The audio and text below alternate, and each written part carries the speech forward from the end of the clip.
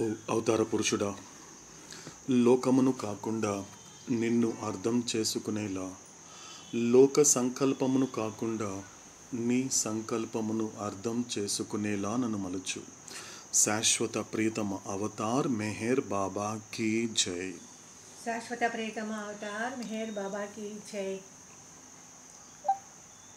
శాశ్వత ప్రీతం అవతార్ మెహర్ బాబా की जय. అందరికీ జై. जय मेरे బాబా की जय. జై మెహర్ బాబా అందరికీ. जय मेरे बाबा. ఓకేనండి, స్టార్ట్ చేద్దామండి. శాశ్వత ప్రీతం అవతార్ మెహర్ బాబా की जय. అందరికీ జై మెహర్ బాబా. మజా అందే चुनो चरादम की बंदे मुकबिल कबूल कर दे जान हर सुकान के सुल्तान गुफ्त विष्णवी सुकन अहले दिल के कताइस सुकन शानत नायल दिल बरा कताई जास बंदे पीर मगो हलम की दहलम बरहत पीर मा हर शिकुनात आयन अनायत बाशत वाजा शामशुद्दीन मोहम्मद अफीजी सिराज. शाश्वत प्रियतम अवतार मेहर बाबा की जय. Eternal beloved Avatar Meher Baba ki jai. Befitting a fortunate slave, carry out every command of the Master without any question of why and what. About what you hear from the Master, never say it is wrong, because my dear, the fault lies in your own incapacity to understand him. I am slave of my Master who has released me from ignorance. Whatever my Master does, it of the highest benefit to all concerned. Muhammad Hafiz. శాశ్వత ప్రియతమ Avatar Meher బాబా key జై. శాశ్వత ప్రియతమ Avatar Meher బాబా key జై.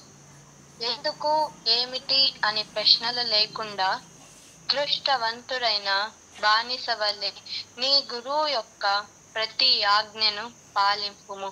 గురువు నుండి వినిన దానిని ఎన్నడూ తప్పు అని అనకు.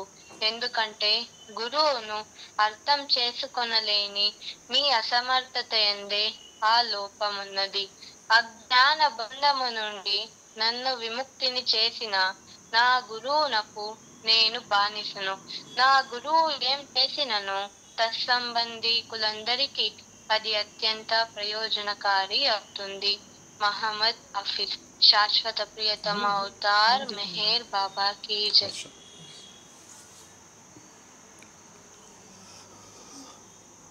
ఓకేనండి. సో మనకి రాఘవేంద్ర అందుబాటులో లేని కారణంగా పాటని మనం వాయిదా వేద్దామండి. అవతార పురుషుడైన మెహర్ బాబా భగవంతుడిగా మాట్లాడుతూ అందిస్తున్నటువంటి గాడ్ స్పీక్స్ని అవతార పురుషుడి యొక్క అనుగ్రహంతో కొంతకాలం కొనసాగించే అవకాశము మనందరికీ ప్రాప్తింపచేశాడు. కాబట్టి నిజంగా ఈ క్షణాన ఎంతో అదృష్టవంతులుగా భావించాల్సినటువంటి సందర్భం ఇది. కాబట్టి ఇంతవరకు అవతాడు చెప్పినటువంటి దానిని ఇంకొకసారి ఒక రివిజన్ చేసుకునే ప్రయత్నం చేస్తే, ఈ యొక్క గాడ్ స్పీక్స్లో ఉన్నటువంటి ఒక కంటెంట్స్ని తీసుకున్నప్పుడు 3 భాగాలుగా తీసుకున్నప్పుడు 3 మజిలీలుగా తీసుకోవచ్చు. అంటే మొదటి భాగం నుండి 5వ భాగం వరకు మొదటి మజిలీ, 2వ భాగం నుండి 10వ భాగం వరకు 2వ మజిలీ తీసుకున్నప్పుడు ఇక 3వ మజిలీ తీసుకుంటే ఒక సప్లిమెంట్ కింద తీసుకోవచ్చు. ఎందుకంటే మొదటి మజిలీ అయినటువంటి ఈ మొదటి 5 భాగాలు తీసుకున్నప్పుడు అక్కడ అవతారుడు అస్సలు నువ్వెవరు, నువ్వు చేసిన ప్రయాణం ఏంటి, అంటే గతంలో ఎక్కడున్నావు, ప్రస్తుతం ఎక్కడ ఉంటున్నావు, భవిష్యత్తులో ఎక్కడ ఉండాలి అనేటువంటి కథల గురించి మనకి ఎక్స్ప్లెయిన్ చేశాడు. అంటే ఎవరి కథలు అంటే ఇప్పుడు నాకు సంబంధించినంత వరకు ఆ కథానాయకుడు అయినటువంటి అవతార పురుషుడు నా కథలని నాకు అందించడం జరిగింది. సో కాబట్టి ఈ విధంగా తీసుకున్నప్పుడు మనం ఎలా తీసుకోవాలి అన్నప్పుడు ఒక్కొక్క దానికి తీసుకున్నప్పుడు ఒక్కొక్క విషయం, అంటే మొదటి భాగమైనటువంటి స్టేట్స్ ఆఫ్ కాన్షియస్నెస్లో ఏం చెప్పాడు అవుతాడు అన్నప్పుడు, సో ఎలా అంటే మొత్తము అవతార పురుషుడు మాట్లాడే మాటల యొక్క టెర్మినాలజీ అంతా కూడా మనకి ఫస్ట్ పార్ట్లోనే ఉంటుంది. అంటే తను ఏ భాషలో మాట్లాడుతాడు, ఎలా అర్థం చేసుకోవాలి, ఆ మాటల్ని శ్రద్ధగా ఆలకిస్తూ ఏ విధంగా గుప్పెట్లు అందుకోవాలనే మాట అంతా కూడా మనకి మొదటి భాగంలో ఎక్స్ప్లెయిన్ చేయడం జరిగింది. ఎందుకంటే అక్కడ లోతుల్లో చెప్పడం జరిగింది, అదేవిధంగా పైన చెప్పడం జరిగింది.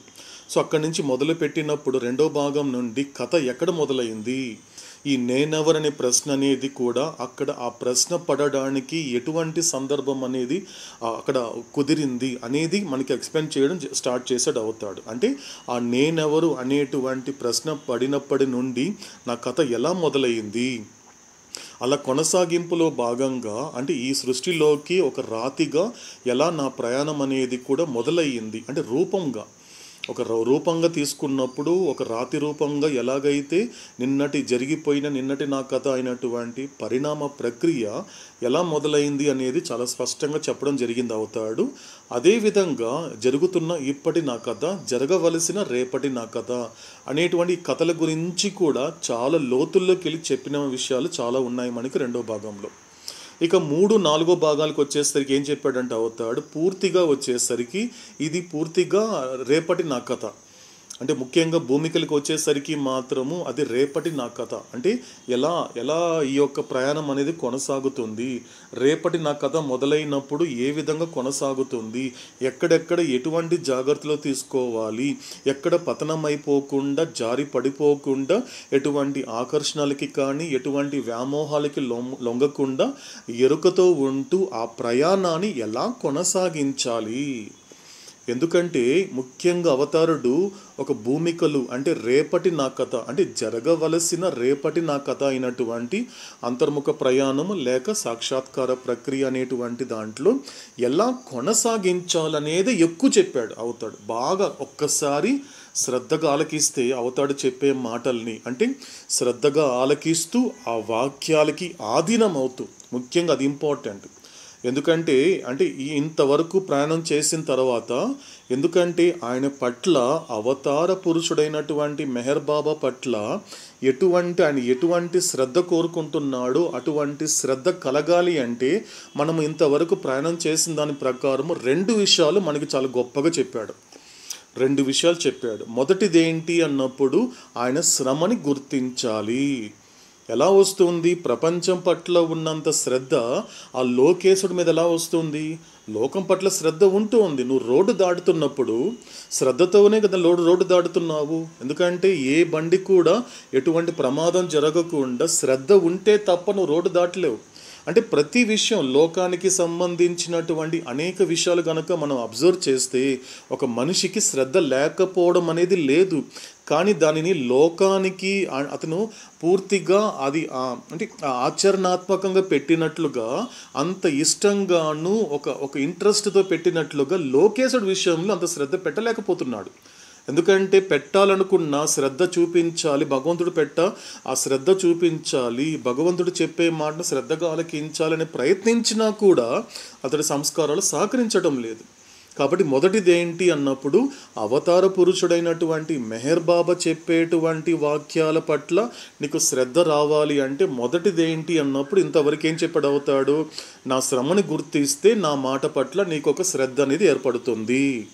కాబట్టి రెండోది కూడా మనకి యాడ్ చేశాడు అవుతాడు. ఒక్కసారి ప్రయాణం చేస్తే రెండోది ఏంటి అంటే త్రూ అన్నమయ్య ద్వారా ఏం చెప్పాడంటే నా వాక్యాలకి ఆధీనమైనా కూడా నీకు శ్రద్ధ కలుగుతుంది. నేర్చుకున్నటువంటి ఒక గొప్ప గుణపాఠం అండి. మంచి ఒక గొప్ప లెసన్ ఏంటి అంటే ఇంతవరకు ప్రయాణం చేసిన ప్రకారము ఇంతవరకు ఏం చెప్పాడు అవుతాడు, బాబా నేను లోకం పట్ల పెట్టినంత శ్రద్ధ నీ పట్ల నేను పెట్టలేకున్నాను. నువ్వు చెప్పే మాట పట్ల ఎందుకు పెట్టలేకపోతున్నాను అంటే మొదట అవతాడేం చెప్పాడు, నా శ్రమని గుర్తించకపోవడం వలనే నా మాట పట్ల నువ్వు శ్రద్ధ పెట్టలేకపోతున్నావు. రెండవది ఇంతవరకు మనం అన్నమయ్యతో ప్రయాణం చేశాం కాబట్టి అవతార పురుషుడైనటువంటి మెహర్ బాబా అనేక గొప్ప విషయాలు తను చెప్పదలుచుకున్న సూటి మాటలన్నీ కూడా ధీటుగా మనందరికీ కూడా అన్నమయ్య ద్వారా అందించినటువంటి వాక్యాలు అనేక ఉన్నాయి. కాబట్టి అందులో ఒక వాక్యం తీసుకుంటే ఏంటది, ఏం చెప్పాడు మనకి, ఒక అన్నమయ్య విషయం చెప్పింది ఏంటి అంటే ఒక లైన్ చెప్పాడు. ఏం చెప్పాడు అన్నప్పుడు, నువ్వు జీవన్ముక్తుడు అవ్వాలన్నా, రేపు నీకు ముక్తి కలగాలన్నా, మళ్ళీ జన్మ రాహిత్యం కలగాలన్నా కూడా నీకు ముక్తి కన్నా ఇంపార్టెంట్, జీవన్ముక్తి కన్నా ఇంపార్టెంట్ అంటే ఇప్పుడు ఈ క్షణం నుండి నువ్వు ముక్తిగా ఉండాలి. ఎలా ఉండగలుగుతావు? నిత్య ముక్తత్వము అన్నాడు అన్నమయ్య. ఇంతవరకు ముక్తి గురించి విన్నాము, ఇంతవరకు జీవన్ముక్తి గురించి విన్నాము, కానీ నిత్యముక్తి అనేది కూడా మనకు అవతారుడు అన్నమయ్య ద్వారా అందిస్తున్నాడు. ఎలా ఉంటాడు నిత్యముక్తత్వం అంటే ఇప్పుడే ఈ క్షణం నుండి నిత్యముక్తుడుగా ఉండొచ్చు, అందరితో ఉంటూ ఎవరికి చెందకుండా ఉండొచ్చు, ప్రపంచంలోనే ఉంటూ ప్రపంచానికి చెందకుండా ఉండొచ్చు. అది ఎలా కుదురుతుంది అన్నప్పుడు అన్నమయ్య ద్వారా మనకు ఒక మార్గం చూపించాడు అవతార పురుషుడైనటువంటి మెహర్ బాబా. మొదటిదేంటి అంటే ఏంటి, ఇక్కడ విచారణ చేస్తున్నాం మనము. అవతార పురుషుడు అంటే ఆయన చెప్పేటువంటి మాటల పట్ల శ్రద్ధ పెట్టాలి. శ్రద్ధ ఎందుకు జీవుడు పెట్టలేకపోతున్నాడు అంటే ఒకటేంటి కారణము, ఆయన ఆయన ఆయన తన కోసం పడిన శ్రమని గుర్తించకపోవడం వల్ల కూడా ఆయన మా మాట పట్ల నువ్వు శ్రద్ధ చూపించలేవు. రెండోది ఏం చెప్తున్నాడు అన్నమయ్య మనకేం, ఆయన చెప్పిన మాట చూస్తే, కోరిక తన బ్రతుకు గురువాక్యాధీనమైతే మోరతోపు లేని నిత్యముక్తుడు తానే అన్నాడు అన్నమయ్య. అంటే ప్రతి ఒక్క జీవుడిలో కోరిక ఉంది, ప్రతి మనిషికి కోరికలు ఉన్నాయి. కోరిక కాదండి, కోరికలు ఉన్నాయి. కానీ ఇక్కడ ఏం చెప్తున్నాడు, ఈ కోరికల నుండి నువ్వు బయటపడాలన్నా, ఈ కోరికలు అనేటువంటి వాటి నుండి నువ్వు స్వేచ్ఛ కలగాలి అంటే నువ్వు చేయాల్సిన మొట్టమొదటి పని ఏంటి అన్నప్పుడు కోరికల నుండి కోరికకు రావాలి. అంటే కోరికల నుండి ఎక్కడికి రావాలి? కోరిక వైపు రావాలి. నిజమైన కోరిక. నీలో చాలా కోరికలు ఉన్నాయి కదా, తప్పు లేదు, అన్నీ పెట్టుకో, దానివల్ల ఇబ్బంది ఏం లేదు. కానీ ఒక ప్రైమరీ నీకు డిజైర్ ఉండాలి, ఇంపార్టెంట్. నీ జీవితంలో అనేక కోరికలు ఉంటాయి, కానీ నిజమైన కోరిక, నిన్ను తరింపచేసే కోరిక ఏదైనా నీ కోరికలలో వెతికితే కనిపిస్తుందా అంటే కనపడదు. ఎందుకంటే నీకున్న కోరికలన్నీ కూడా ఏం చెప్పాడు అవుతాడు గతంలో మనకన్నీ అంటే you have innumerable, it is the illusory desires అని అడుగుతాడు. అంటే మాయాపూరితమైనవే నీ దగ్గర ఉన్న కోరికలన్నీ ఎలాంటివి అంటే మాయాపూరితమైనది, భ్రాంతిపూర్వకమైనది, ఊహాపూరితమైనదే తప్ప అందులో ఎక్కడ కూడా వాస్తవమైనది కానీ శాశ్వతమైన దాన్ని పొందేటువంటి కోరిక ఎక్కడ నీలో లేదు. కాబట్టి ఏం చెయ్యాలి, మొట్టమొదటిగా నీలో కోరికలు ఉన్నప్పటికీ కూడా నీలో ఒక్క కోరిక గనుక పట్టుకోగలిగితే, ఒక్క కోరిక కలిగి ఉండగలిగితే ప్రయత్నించమంటున్నాడు అన్నమయ్య. ఏంటది? గురువు నీకు ఏదైతే చెబుతున్నాడో, గురువు నీ ఎటువంటి వాక్యాలు నీకు అందిస్తున్నాడో అటువంటి గురు వాక్యాలకి ఆధీనమయ్యే కోరిక కలిగి ఉంటే చాలు. గొప్ప మార్గం చూపించాడు అన్నమయ్య. ఏం చెప్తున్నాడు? ఏమి లేదు, నీ గురువు ఉన్నాడు కదా, ఉన్నాడు అన్నమయ్య. ఆయన చెప్పే వాక్యం ఉంది కదా, ఉంది. మెహర్ బాబా అని గురువు ఉన్నాడు, మెహర్ బాబా అనేటువంటి గురువు మాట్లాడే వాక్యాలు ఉన్నాయి. కాబట్టి ఆ వాక్యాలకి నువ్వు ఆధీనం కాగలిగితే చాలు అన్నాడు ఆయన. అంటే మెహర్ బాబా ఒక మాట చెబితే సాధారణంగా మనకి హఫీజ్ చెప్తాడండి 2వ ద్విపదలో ఏమంటాడు, గురువు నుండి వినిన దానిని ఎన్నడూ తప్పు అనకు, ఎట్టి పరిస్థితుల్లో తప్పు అనకు. అంటే నేను ఇప్పుడు అనమండి, అది ఎందుకండి, నేను మెహర్ బాబా చెప్పిన మాటలు నేను ఎప్పుడు తప్పు అనలేదే అంటే ఇక్కడ కొద్దిగా విచారణ చేయాలి, ఎవరికి వాళ్ళు విచారణ చేయాలి. ఇప్పుడు నాకు మెహర్ బాబా అండి నాకేం చెప్తున్నాడు అవుతాడు అన్నప్పుడు డోంట్ వరీ బీ హ్యాపీ అంటున్నాడు అండి. డోంట్ వరీ బీ హ్యాపీ అని చెప్పినప్పుడు నేను ఎటువంటి పరిస్థితిలో ఉన్నాను అంటే పూర్తిగా ఆ యొక్క బాధలలో అనేక రకాలైనటువంటి ఇబ్బందిలో ఉన్నాను. ఎక్కడ ఏ కోసాన కూడా నాకు నేను సంతోషంగా ఉండే సందర్భము ఎంత వెతికినా లేదు నా జీవితంలో. ఎంత వెతికినా ఎగ్జాంపుల్ తీసుకున్నప్పుడు నా ఎగ్జాంపుల్ తీసుకుంటున్నాను ఒకవేళ. కాబట్టి నేను బాధల్లో ఉన్నప్పుడు, వరీగా ఉన్నప్పుడు మెహర్ బాబా ఏం చెప్తాడు, worry Hariprasad don't worry be happy అంటాడు. నేను వరిలో ఉన్నా, మునిగిపోయా వరిలో, ఇదేంటి ఈ సమయంలో అదేంటి నువ్వు నన్ను హ్యాపీగా ఉంటామంటున్నావు అని తిరిగి ప్రశ్నించడమే ఆయన చెప్పిన మాటని తప్పు అనడము. ఒక్కసారి అండి, ఇది చాలా సూక్ష్మమైన విషయం అండి. నేను ఎప్పుడు మెహర్ బాబాని తప్పు అని చెప్పలేదండి అంటే నువ్వు చెప్పాల్సిన అవసరం లేదు. ఎప్పుడైతే అవతార పురుషుడు ఒక మాట చెప్పినప్పుడు దానికి వ్యతిరేకంగా నువ్వు ఆయన ప్రశ్నించడమే తప్పు అనడము. ఎలా కుదురుతుంది బాబా ఈ సమయంలో, ఈ సందర్భంలో ఎవరైనా హ్యాపీగా ఉంటారా బాబా? ఎక్కడైనా నేను హ్యాపీగా ఉండే సందర్భం ఉందా? నువ్వే చూడు బాబా అని బాబాని నేను ప్రశ్నిస్తున్నానే. ఆ ప్రశ్నించడమే బాబా యు ఆర్ రాంగ్, నువ్వు తప్పు బాబా, నువ్వు చెప్పే మాటలు తప్పు బాబా, ఈ సందర్భంలో ఇలా ఉండలేం బాబా, ఎలా ఉంటాం బాబా అని తిరిగి నేను ప్రశ్నిస్తున్నాను. అంటే నేనేమంటున్నాను, బాబా యు ఆర్ రాంగ్. కానీ హఫీజ్ ఏమంటున్నాడు, about what you here from the master never say it is wrong అంటున్నాడు. బట్ నేను రాంగ్ అంటున్నానే. కారణం ఏంటి అంటే బాబాలో ఇన్కెపాసిటీ ఉంది. ఓకే, బాబాని అసమర్థుడు, బాబాకి ఏం తెలియదు, నా గురించి బాబాకి అసలు ఏమీ తెలియదు అనే విధంగా నాలో ఉన్న అసమర్థత ఆయనలో చూపిస్తున్నాను. అందుకే అంత సర్వజ్ఞుడైనటువంటి వాడికి ఏం తెలియదు అంటున్నానంటే, సో నాకు మించినటువంటి మూర్ఖుడు ఎవరు ఉంటారండి?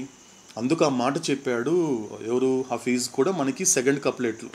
ఇక్కడ కూడా అదే అంటున్నాడు అన్నమయ్య. కాబట్టి గురు వాక్యాధీనమైతే కోరిక తన బ్రతుకు, గురు వాక్యాధీనమైతే మోరతోపు లేని నిత్యముక్తుడు తానే. మోరతోపు అంటే ఏంటి? ఇష్టం లేకుండా మొహం తిప్పుకోవడము. నీకు పుణ్యం చేత సుఖం వచ్చినప్పుడు ఎంజాయ్ చేస్తావు, హ్యాపీగా సెలబ్రేట్ చేసుకుంటావు.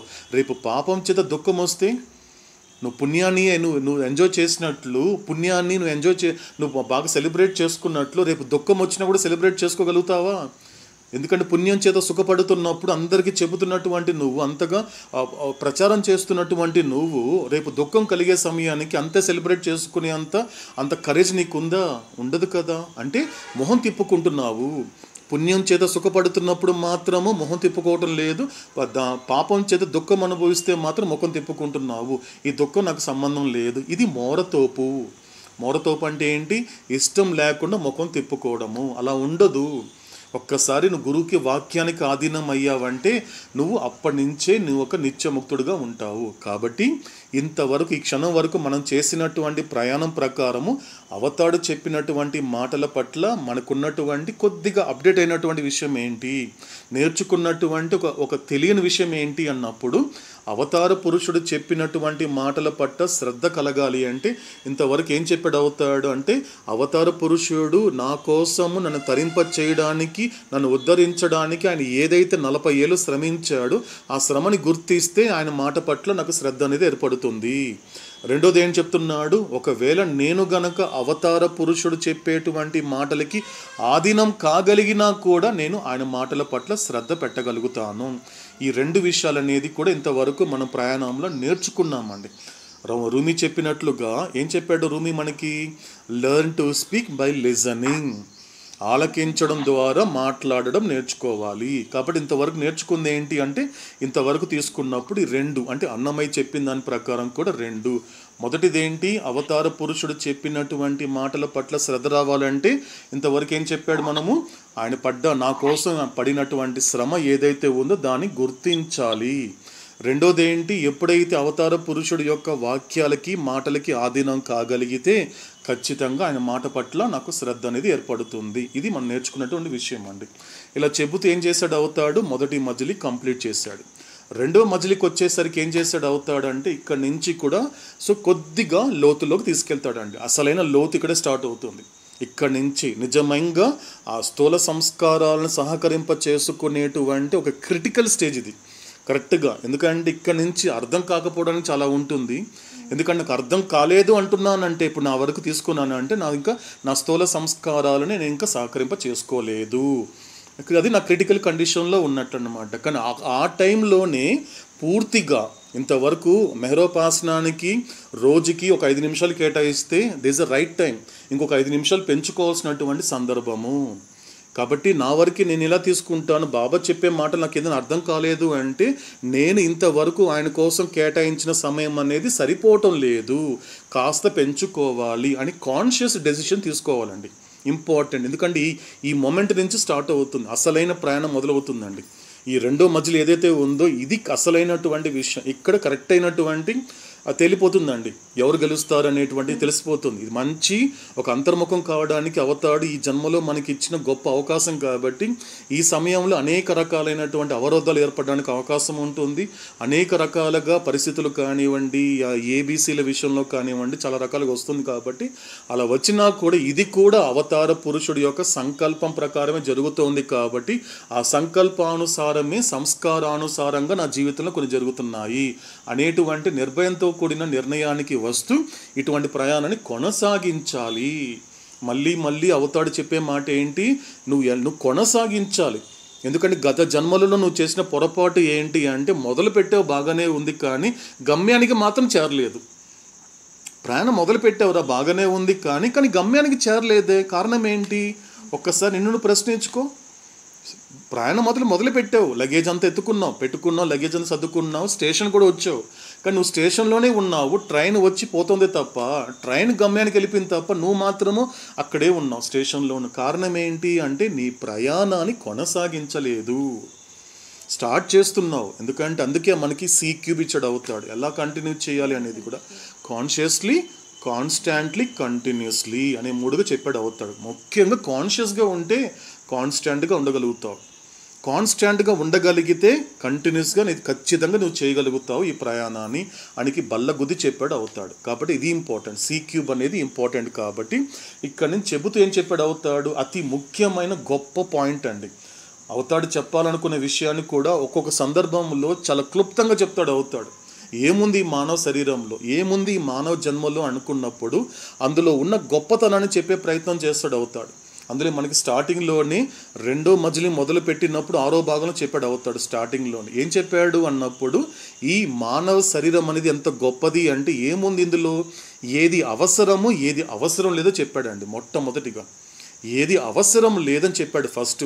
కాబట్టి ఏది అవసరం లేదని చెప్పినప్పుడు ఏది అవసరం అనేది ఆ జీవుడు గుర్తించాలి, ఆలకించేవాడు గుర్తించాలి. అది చెప్పడండి. మళ్ళీ ఇక్కడ ఏం చెప్తున్నాడు మనకి స్టార్టింగ్లో 3 కారణాలు చెబుతూ ఈ 3 కారణాల వలన నువ్వు ఇంతవరకు దేని వల్ల నువ్వు మోస్ట్ సోల్గా ఉండిపోయావు, వచ్చిన ప్రతిసారి లోకదాసుడు అవుతున్నావు తప్ప హరిదాసుడు ఎందుకు కాలేకపోతున్నావు, నువ్వు వచ్చిన ప్రతిసారి మాయామోహితుడు అవుతున్నావే తప్ప భగవత్ ప్రేమికుడు ఎందుకు కాలేకపోతున్నావు, భగవంతుడికి ఎందుకు విధేయుడు కాలేకపోతున్నావు, భగవంతుడికి ఎందుకు శరణాగతి కాలేకపోతున్నావు, మొత్తానికి భగవంతుడు ఎందుకు కాలేకపోతున్నావు అని ఎందుకు చెప్పాడు అవుతాడు అంటే ఇక్కడ చెప్తున్నాడు అండి స్పష్టంగా.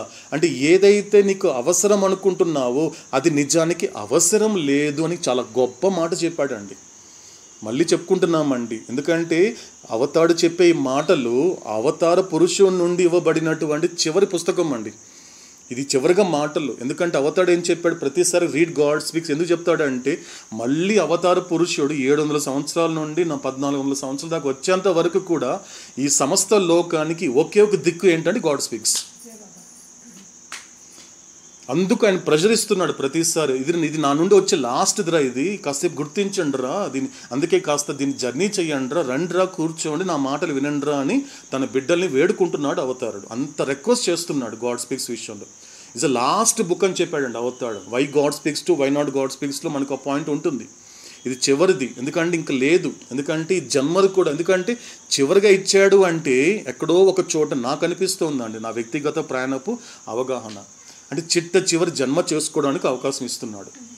అలాగని ఇంకో జన్మ తీసుకొని ఎక్కడ చెప్పలేదండి, నాకు తెలిసి చెప్పలేదండి, మీకు తెలిస్తే నాకు చెప్పండి. నేను చెప్పే గాడ్ స్పీక్స్ కానీ నేను చెప్పే జీవితం అనుభవించాలి అంటే మీరు ఒక జన్మ ఎత్తాలి అని మెహర్ బాబా ఎక్కడైనా చెప్పాడు అనేది కూడా నేను ఎప్పుడు జర్నీ చేయలేదండి. గాడ్ స్పీక్స్ మీకు అర్థం కావాలండి ఇంకా 4 జన్మలు పట్టాలి, ఇంకో 100 జన్మలు పట్టాలని అవతార పురుషుడు నాకు తెలిసి ఎక్కడ చెప్పలేదండి.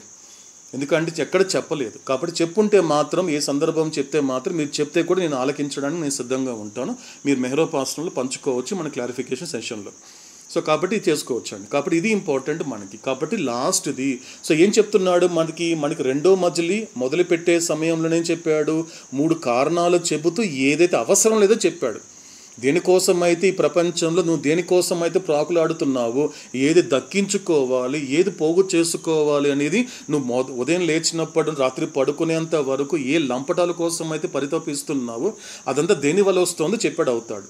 కాబట్టి ఏం చెప్పాడు 3 కారణాలు చెప్తా అంటే మొదట ఏం చెప్పాడు, ఈ యొక్క మానవ జన్మలో ఈ మానవ రూపంలో పూర్తి చైతన్యము అనేది కూడా పరిణామం అంటే ఈ ఎవాల్వ్ అవ్వడం కారణంగా నీకు ఇక మీదట స్థూల సంస్కారాలతో అవసరం లేదు.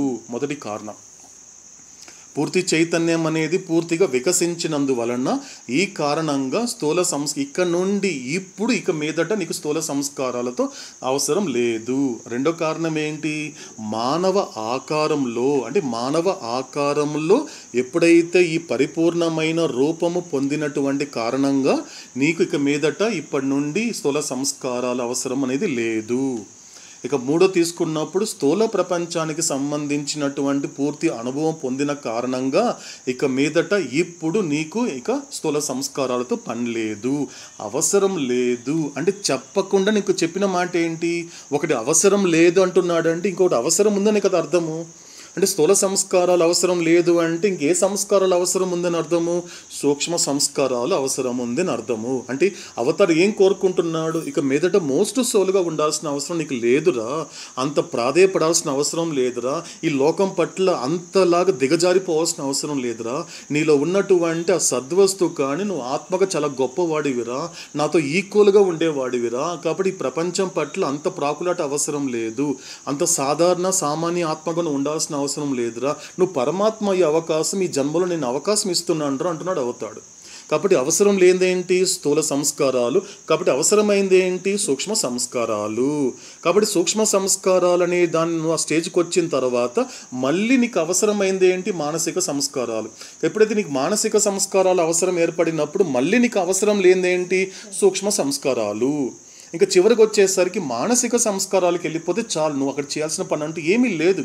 అంటే సూక్ష్మ సంస్కారాలు పెట్టినంత ఇబ్బంది స్థూల సంస్కారాలు పెట్టినంత ఇబ్బంది నేను మానసిక సంస్కారాలు ఇబ్బంది పెట్టదు. ఎందుకంటే అక్కడ నీకు అతి తేలికైన బంధనాలు ఉంటాయి. మానసిక సంస్కారాల్లో ఏం చెప్పాడు అవుతాడు? బైండింగ్స్ విషయాలు వచ్చేసరికి అతి తేలికైన బంధనాలు, చాలా తేలిగ్గా ఉంటాడని చెప్పాడు అవుతాడు. ఎంత తేలిగ్గా ఉంటాడు అంటే మనకి ఒక మాట చెప్తాడండి అవుతాడు. ఎందుకంటే ఒక స్థూల సంస్కారాలు అనేటువంటి వాడు ఒక పెద్ద బండరాయిని నెత్తిన పెట్టుకుంటే ఎలా ఉంటుందో అంత బరువును మోస్తూ ఉంటాడు. సాధారణంగా సంస్కారముల మోపది. ఒక పెద్ద బండరాయిని పెట్టుకుంటే ఎంత మోస్తాడో అంత బరువు ఉంటుంది. అక్కడి నుంచి కొద్దిగా చిన్నది దానికి సగభాగం ఉంటుంది. ఎక్కడికి? నువ్వు సంస్థలకు వచ్చేసరికి ఆడ బటన్ ఉంటుంది, అక్కడ కూడా లిటిల్ బైండింగ్ ఉంది కాబట్టి కానీ ఉంటుంది. కానీ నువ్వు ఆ ఫ్యూసోల్కి వెళ్ళిన తర్వాత ఏం చెప్తాడంటే అవుతాడు, ఎగ్జాంపుల్ ఏం చెప్తాడంటే ఒక ఈక అండి, ఈక తెలుస్తుంది కదండి మనకి, ఒక పక్షి ఈక ఉంటుందండి, ఆ ఈక ఎంత తేలిగ్గా ఉంటుందో అంత తేలిగ్గా ఉంటాడంటే ఫ్యూసోల్. అతి తేలికైన బంధనాలు కలిగి ఉండి ఒక ఈక అని చెప్పాడండి. ఒక బండరాయి ఎక్కడ, ఒక ఈక ఎక్కడండి? ఒక పక్షి ఒక ఈక అనేది నెత్తిన పెట్టుకుంటే ఎంత తేలిగ్గా ఉంటే అసలు ఉందని కూడా తెలియదండి ఎవరికి. అంత తేలికైన జీవితం గడుపుతారు కాబట్టి అంత గొప్ప జీవితం, అంత గొప్ప స్థితిలో ఉంటారు ఆ యొక్క ఫ్యూ సోల్స్ అందరూ అని చెప్పాడు అవుతాడు. కాబట్టి ఈ మూడు కారణాలు చెప్పడంతో మనకి ఏం చేశాడు అవుతాడు, ఒక్కొక్కటి చెప్పుకుంటూ వస్తూ స్థితుల గురించి చెప్పాడు. మూడు స్థితులు ఎలా ఉంటుంది అంటే వెరీ ఫ్యూసల్ అయిన తర్వాత కూడా ఎలాంటి ప్రయాణం చేస్తారు వాళ్ళందరూ కూడా, ప్రపంచానికి ఎలా ఉపయోగపడతారు అనేది కూడా మూడు స్థితుల ద్వారా అవుతాడు చెప్పాడు. కాబట్టి మొదటి స్థితి మనం చూసుకున్నప్పుడు ఏం చెప్పాడు అవుతాడు, భగవత్ సాక్షాత్కారం అయిన తర్వాత ఏం జరుగుతుంది? సో ఎప్పుడైతే ఈ యొక్క స్థితికి వచ్చిన తర్వాత తన యొక్క శరీరాన్ని అన్నిటిని విడిచిపెట్టేస్తాడు, గ్రాస్ సటిల్ మెంటల్ బాడీలన్నీ విడిచిపెట్టేసి ఆ యొక్క పరమాత్మానుభవంలో ఉంటాడు. ఎవరు? ఫస్ట్ స్టేట్లో ఉన్నటువంటి ఏలో ఉన్నవాడు. అదే ఫస్ట్ స్టేట్లో ఉన్నటువంటి బి ఎలా ఉంటాడు అంటే ఇక్కడ ఏం జరుగుతుంది, శరీరాలు విడిచిపెట్టాడు కానీ అతడు మాత్రము ఈ శరీరాల పట్ల ఎరుక లేకుండా ఉంటాడు. ఇక రెండో స్థితికి వచ్చేసరికి ఏం చెప్పాడు అవుతాడు అంటే, రెండో స్థితికి వచ్చేసరికి అవుతాడు ఏం చెప్పాడు అనే విషయం మనం తీసుకున్నప్పుడు ఏం చెప్తున్నాడు క్లియర్గా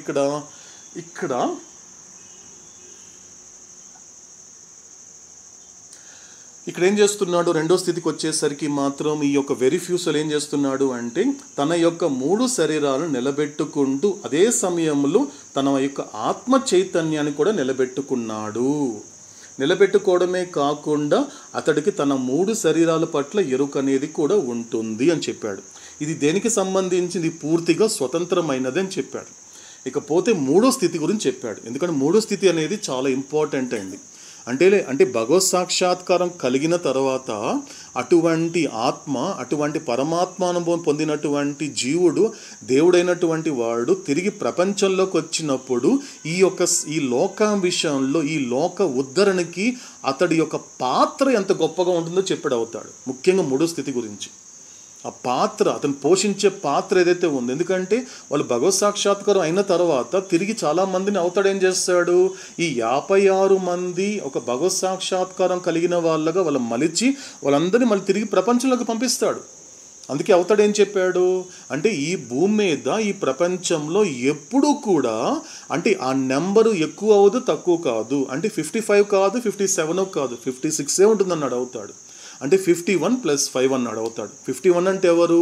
ఈ మజ్జూబ్లు కావచ్చు, పరమహంస కావచ్చు, జీవన్ముక్తులు కావచ్చు. అదేవిధంగా +5 తీసుకోండి పర్ఫెక్ట్ మాస్టర్స్.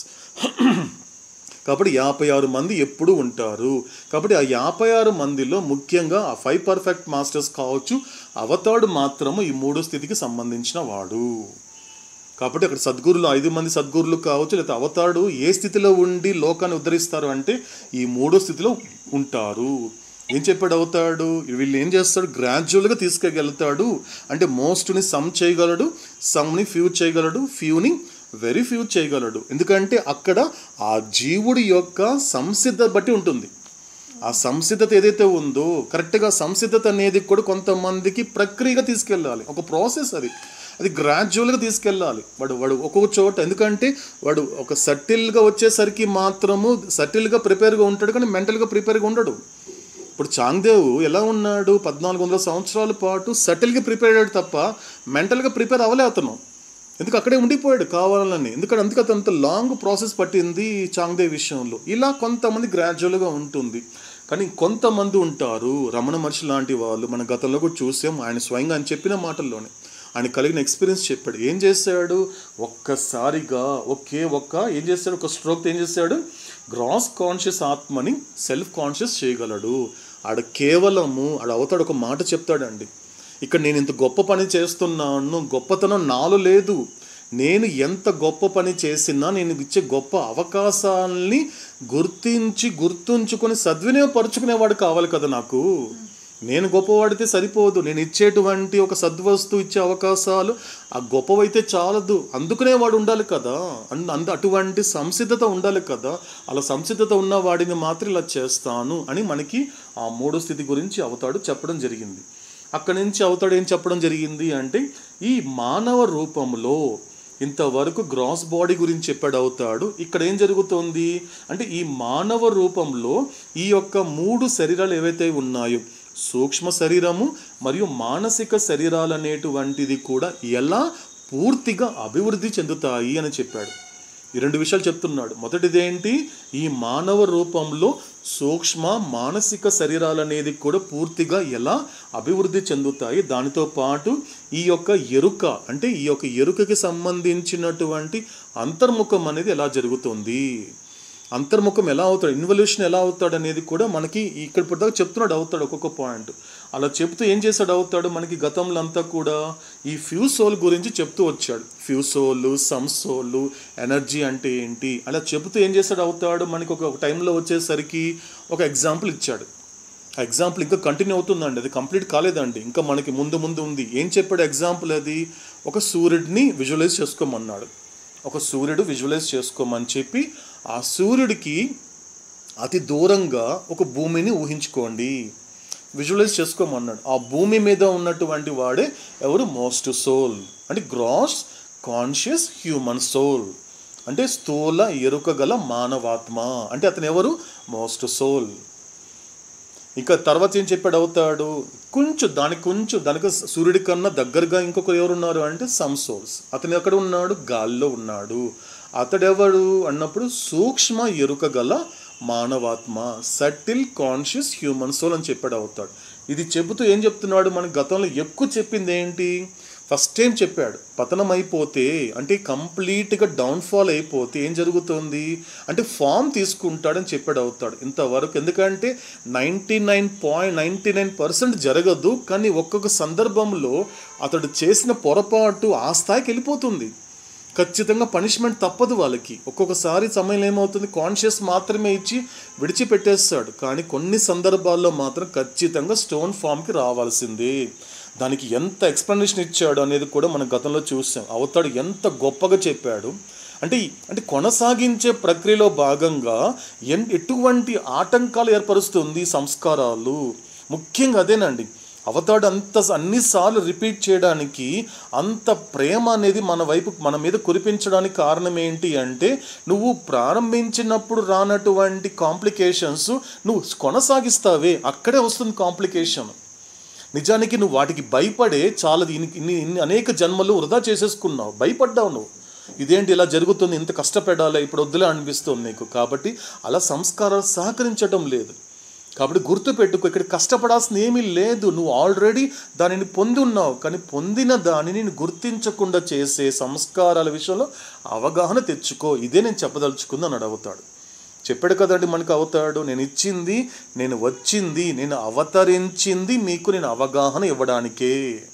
కాబట్టి మీరు ఏదైతే నాశనం చేయమంటున్నారో బాబా, ఈ భ్రాంతి, వీటిని నాశనం చేసే బాబా, అజ్ఞానం నాశనం చేసే బాబా, వీటిని అన్నిటి తీసే బాబా అంటే అక్కడ నాశనం చేయడానికి ఏమీ లేదంటున్నాడు అవుతాడు. నీకు సర్వస్వంగా కనిపిస్తోంది, నాకు శూన్యంగా కనిపిస్తోంది. నీకు ఎలా కనిపిస్తుంది లోకమంతా? ఎవ్రీథింగ్ అంటున్నావు, నేనేం అంటున్నాను? నథింగ్ అంటున్నా. కానీ నా మాటను వింటం లేదే.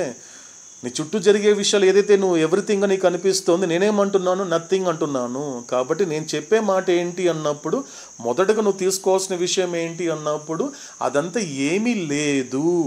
అండ్ కాబట్టి నేను ఎందుకు వచ్చాను, నేను ఎందుకు అవతరించాను? ఆ శూన్యానికి సంబంధించినటువంటి అవగాహన నీకు కల్పించడానికి నేను అవతరించాను.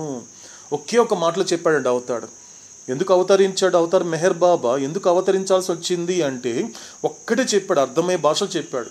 నువ్వు ఏదైతే సర్వస్వం అనుకుంటున్నావో నిజానికి అది సర్వస్వం కాదు, అది శూన్యమే. కాబట్టి ఆ శూన్యాన్ని పట్ల నీకు అవగాహన లేదు నీకు. అందుకే నువ్వు సర్వస్వం అనుకుంటున్నావు, లేని దానిని ఉన్నదానిగా భావిస్తున్నావు. అదే భ్రాంతి. కాబట్టి నేను ఎటువంటి అవగాహన ఇస్తాను నీకు? ఆ శూన్యానికి సంబంధించినటువంటి అవగాహన నీకు ఎప్పుడైతే కల్పించానో అప్పుడు నువ్వేం చేస్తావో తెలుసా? అబద్ధాన్ని అబద్ధంగానే అనుభవిస్తావు. చాలా గొప్ప మాట అండి. ఇన్ని జన్మలు ఎందుకు వచ్చింది అంటే, ఎందుకు ఇంతగా పొడిగించుకున్నాను, వచ్చిన పని ఎందుకు పూర్తి చేసుకోలేకపోతున్నానంటే ఒక్కటే చెప్పాడు అవుతాడు. ఏం చెప్పాడు? అబద్ధాన్ని అబద్ధంగా అనుభవించాల్సిన నువ్వు అబద్ధాన్ని నిజంగా అనుభవిస్తున్నావు కదా. That is your problem. ఏమి లేదు అంటున్నాను నేను. నువ్వేమంటున్నావు? నేను బాధపడుతున్నాను బాబా, నాకు ఇన్ని బాధలు ఉన్నాయంటే అసలు ఏమీ లేదని నేను అంటాను. నువ్వేమంటావు? అన్నీ ఉన్నాయి బాబా. అరే నేను ఏమీ లేదంటున్నాను కదా అంటే, లేదు బాబా, నా కళ్ళ ముందు కనపడుతోంది కదా నా బాధలు, నేను పడేటువంటి దుఃఖం నాకు కనిపిస్తోంది కదా అన్నప్పుడు దట్ ఈస్ ఇల్యూషన్. అదే భ్రాంతి. కాబట్టి ఏం జరుగుతుంది అంటే, ఆ భ్రాంతిని ఎలా విడిచిపెట్టగలుగుతావు అంటే, నేను చెప్పినట్లుగా ఆ అబద్ధాన్ని నువ్వు అబద్ధంగా ఎప్పుడైతే అనుభవిస్తావో అప్పుడు నువ్వు నా ద్వారా ఈ భ్రాంతిని విడిచిపెడతావు. అప్పుడు కలిగేదే భగవత్ సాక్షాత్కారము. ఎంత గొప్పగా చెప్పాడు చూడండి అవుతాడు. కాబట్టి నేను వచ్చింది అవగాహన ఇవ్వడానికే, అనుభవం ఇవ్వడానికి కదా. అనుభవం నువ్వు తెచ్చుకోవాలి, అనుభవం నువ్వు ఎక్స్పీరియన్స్ అవ్వాలి. నేనివ్వను, నేను అవగాహన మాత్రమే ఇస్తాను. నేను అవతరించింది అవగాహన ఇవ్వడానికి తప్ప నీకు అనుభవం ఇవ్వడానికి కాదు. అనుభవం నువ్వు అనుభవించాలి అంటే ఏంటి? అందుకే నీకు ఈ మానవ జన్మతో పాటు 2 బహుమతులు ఇచ్చాను కదా, దాన్ని గుర్తించు. దాన్ని ఎంతో కాలంగా పెట్టిలో పెట్టి తాళం వేసుకున్నావు, దాన్ని ఓపెన్ చెయ్యి, దాన్ని రివీల్ చెయ్యి. తీసావంటే తెలుస్తుంది ఒక్కసారిగా నేనేంటి, ఎలా ఓపెన్ అవుతుంది, ఎలా రివీల్ అవుతుంది అంటే ప్రశ్నించుకో ఒక్కసారైనా. నేనెవరు,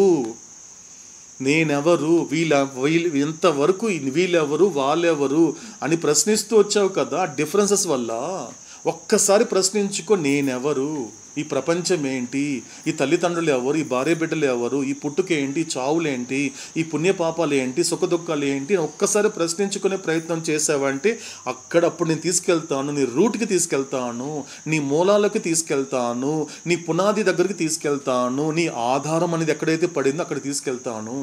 అప్పుడు నీకు అర్థమవుతుంది వీళ్ళంతా ఎవరో కాదు, గత జన్మలో నేను ప్రోగు చేసుకున్న సంస్కారాలే ఇలా శరీరాలుగా నా కళ్ళ ముందు కనపడుతున్నారు.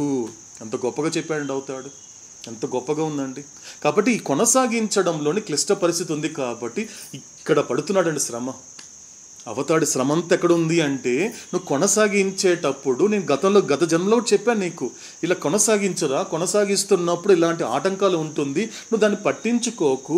అనేక రకాలైన ఆకర్షణలు వస్తుంది, అనేక రకాలైన వ్యామోహాలు వస్తుంది, అనేక రకాలైనటువంటి బలహీనతలు నువ్వు లోబడే అవకాశం ఉంటుంది. కానీ ఒక్కసారి నా మాటకి విధేయత కలుగురా. ఎందుకంటే సంసోలంతా ప్రేమికులే కదండి. కరెక్ట్గా అర్థమైతే అంటే మోస్ట్ సోల్కి వచ్చేసరికి మాయా మోహితులు, కానీ సంసోల్కి వచ్చేసరికి భగవత్ ప్రేమికులే కదా. అందరూ భగవత్ ప్రేమికులే కదండి. కానీ ఎందుకు డౌన్ఫాల్ అయిపోతున్నారు అంటే, ఎక్కడ విధేయత పాటించలేకపోతున్నారు. ఎందుకు అవుతాడు ఐఎమ్ ఫర్ ఫ్యూ ఎందుకన్నాడు అంటే, ఆ ఒబీడియన్స్ వాళ్ళేనండి, ఇంకెవ్వరూ కాదు. విధేయులకు మాత్రమే అవతాడు ఒక తత్వం తెలుస్తుంది. కేవలము విధేయులకు మాత్రమే, ఫ్యూ సోల్స్కి మాత్రమే మెహర్ బాబా అంటే ఎవరు నా కళ్ళ ముందు కనిపించే 5.5 అడుగున్నటువంటి ఆ హైట్ ఉన్న వ్యక్తి కాదు, అందంగా కనిపించే రూపం కాదు. అది కేవలము తన శరీరానికి ఆ ధరించిన శరీరమే తప్ప. అందుకే ఏం చెప్పాడు అవుతాడు, ఐఎమ్ నాట్ దిస్ బాడీ అన్నప్పుడు, ఐఎమ్ ఇన్ఫినిట్ కాన్షియస్ అన్నప్పుడు అనంత చైతన్యం అంటే ఎక్కడ ఉంటుంది, దాన్ని ఎలా పొందాలి అంటే నా అనంత చైతన్యాన్ని పొందడానికి నేను నీకు ఇచ్చినటువంటి బహుమానంలో పూర్తి చైతన్యము. కాబట్టి ఆ పూర్తి చైతన్యంతో నా అనంత చైతన్యాన్ని సాధించే ప్రయత్నం చేయరా కనీసం ఈ జన్మలో. అందుకు కూర్చోపెట్టి అంత శ్రమపడి నీకు చెప్తున్నాను అంటున్నాడు అవుతాడు. ఇది మనకి ఇంతవరకు చెబుతూ ఏం చేశాడంటే అవుతాడు ఎలా కొనసాగించాలి అని చెబుతూ ముఖ్యంగా 4వ భూమికలో జరిగినటువంటి కాంప్లికేషన్స్ వల్ల, డౌన్ఫాల్ అవడం వల్ల ఎటువంటి రూపం వస్తుందో మనకి స్పష్టంగా చెప్పడం జరిగిందండి. కాబట్టి ఈరోజు నుంచి ఏం చెప్తాడంటే అవుతాడు దీనిలోని 2వ భాగం అండి. మొదటి భాగంలో ఏం చెప్పాడు అన్నప్పుడు ఈ యొక్క సూక్ష్మ మానసిక శరీరాలనేది కూడా మానవ రూపంలో ఎలా అభివృద్ధి చెందుతుందనేది ఒక టాపిక్ చెప్పాడు. ఇక్కడి నుంచి ఏం చెప్తాడంటే అవుతాడు ఇంకొక ఎగ్జాంపుల్ చెప్తాడు. ఎగ్జాంపుల్ ఎలా అంటే ఇప్పుడు అందరికి అర్థమయ్యే భాషలో టెక్నాలజీగా చెప్తున్నాడండి అవుతాడు. గతంలో మనం ఏం చేసుకున్నాము, ఒక రామావతారం తీసుకున్నప్పుడు అహల్యాని మనం కంపేర్ చేసుకున్నాము. ఒక కృష్ణావతారం తీసుకున్న అలకుబర మణిగ్రీవకు తెలుసుకున్నాము. భాగవతంకి వచ్చేసరికి ఆ జడభరతుల గురించి తెలుసుకున్నాము. కానీ ఇక్కడ అవతాడు ఏం చేస్తాడంటే టెక్నాలజీ వైస్ కొంచెం ఎగ్జాంపుల్ ఇస్తున్నాడు. అవుతాడు ఒక లేటెస్ట్ టెక్నాలజీ వైస్ ఏం చేస్తున్నాడు అంటే ఇక్కడ పూర్తిగా సైంటిస్ట్ గురించి చెప్తున్నాడు. ఒక సైంటిస్ట్ ఎగ్జాంపుల్ తీసుకుంటూ దాన్ని ఎలా అర్థం చేసుకోవాలనేది మనకి అవతాడు చెప్తున్నాడు. కాబట్టి అవతాడు ఏం చెప్పబోతున్నాడు అనే విషయాన్ని మనము అంజప్ప గారు మరియు అక్కమ్మ గారి ద్వారా ఆలకిద్దామండి.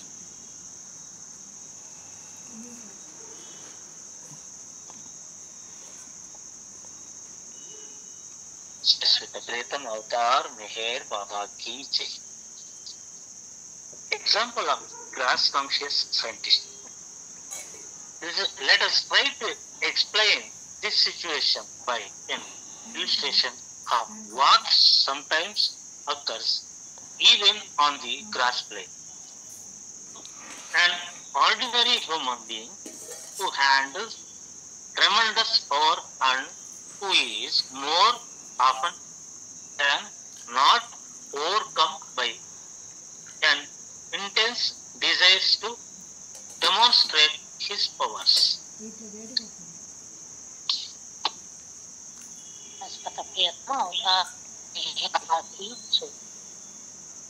ఒక స్థూల ఎరకగల శాస్త్రవేత్త యొక్క ఉదాహరణ. బ్రహ్మాండమైన శక్తిని ఉపయోగించే ఒక సామాన్య మానవుడు సాధారణంగా తన శక్తులను ప్రదర్శించాలి అనే తీవ్రమైన కోరికకు లొంగిపోతాడు. స్థూల భూమికల్లో సైతం కొన్నిసార్లు సంభవించే ఈ పరిస్థితిని ఒక ఉదాహరణగా సాయంతో వివరించడానికి ప్రయత్నిస్తాడు. Compare that a subtle conscious human soul on the fourth plane, such as described above, with great scientists of repute in the grass world. The latter, being fully conscious of the grass plane, by she did not offer effort and much investigation into the fields of the science of energies, fully realize the possibility of the releasing tremendous energy through certain experiments. పైన వర్ణించినట్లుగా 4వ భూమిక మీద ఉండే ఒక సూక్ష్మ ఎరుక గల మానవాత్మను స్థూల ప్రపంచంలో ప్రఖ్యాతి గావించిన ఒక గొప్ప శాస్త్రవేత్తతో పోలుస్తాం. ఆ శాస్త్రవేత్తకు స్థూల భూమిక యొక్క ఎరుక పూర్తిగా ఉండడం వలన కేవలం తన ప్రయత్నించే శక్తి శాస్త్ర రంగాల్లో తీవ్రమైన పరిశోధనలు చేసే కొన్ని ప్రయోగాల ద్వారా బ్రహ్మాండమైన ప్రాణశక్తిని ఎలా విడుదల చేయవచ్చో పూర్తిగా తెలుసుకొని ఉంటాడు. This scientist, we will assume for the purpose of our illustration, gradually becomes fully conscious of the tremendous energy that has come within his reach and which will ultimately come under his complete control. He then desires intensely to make use of it.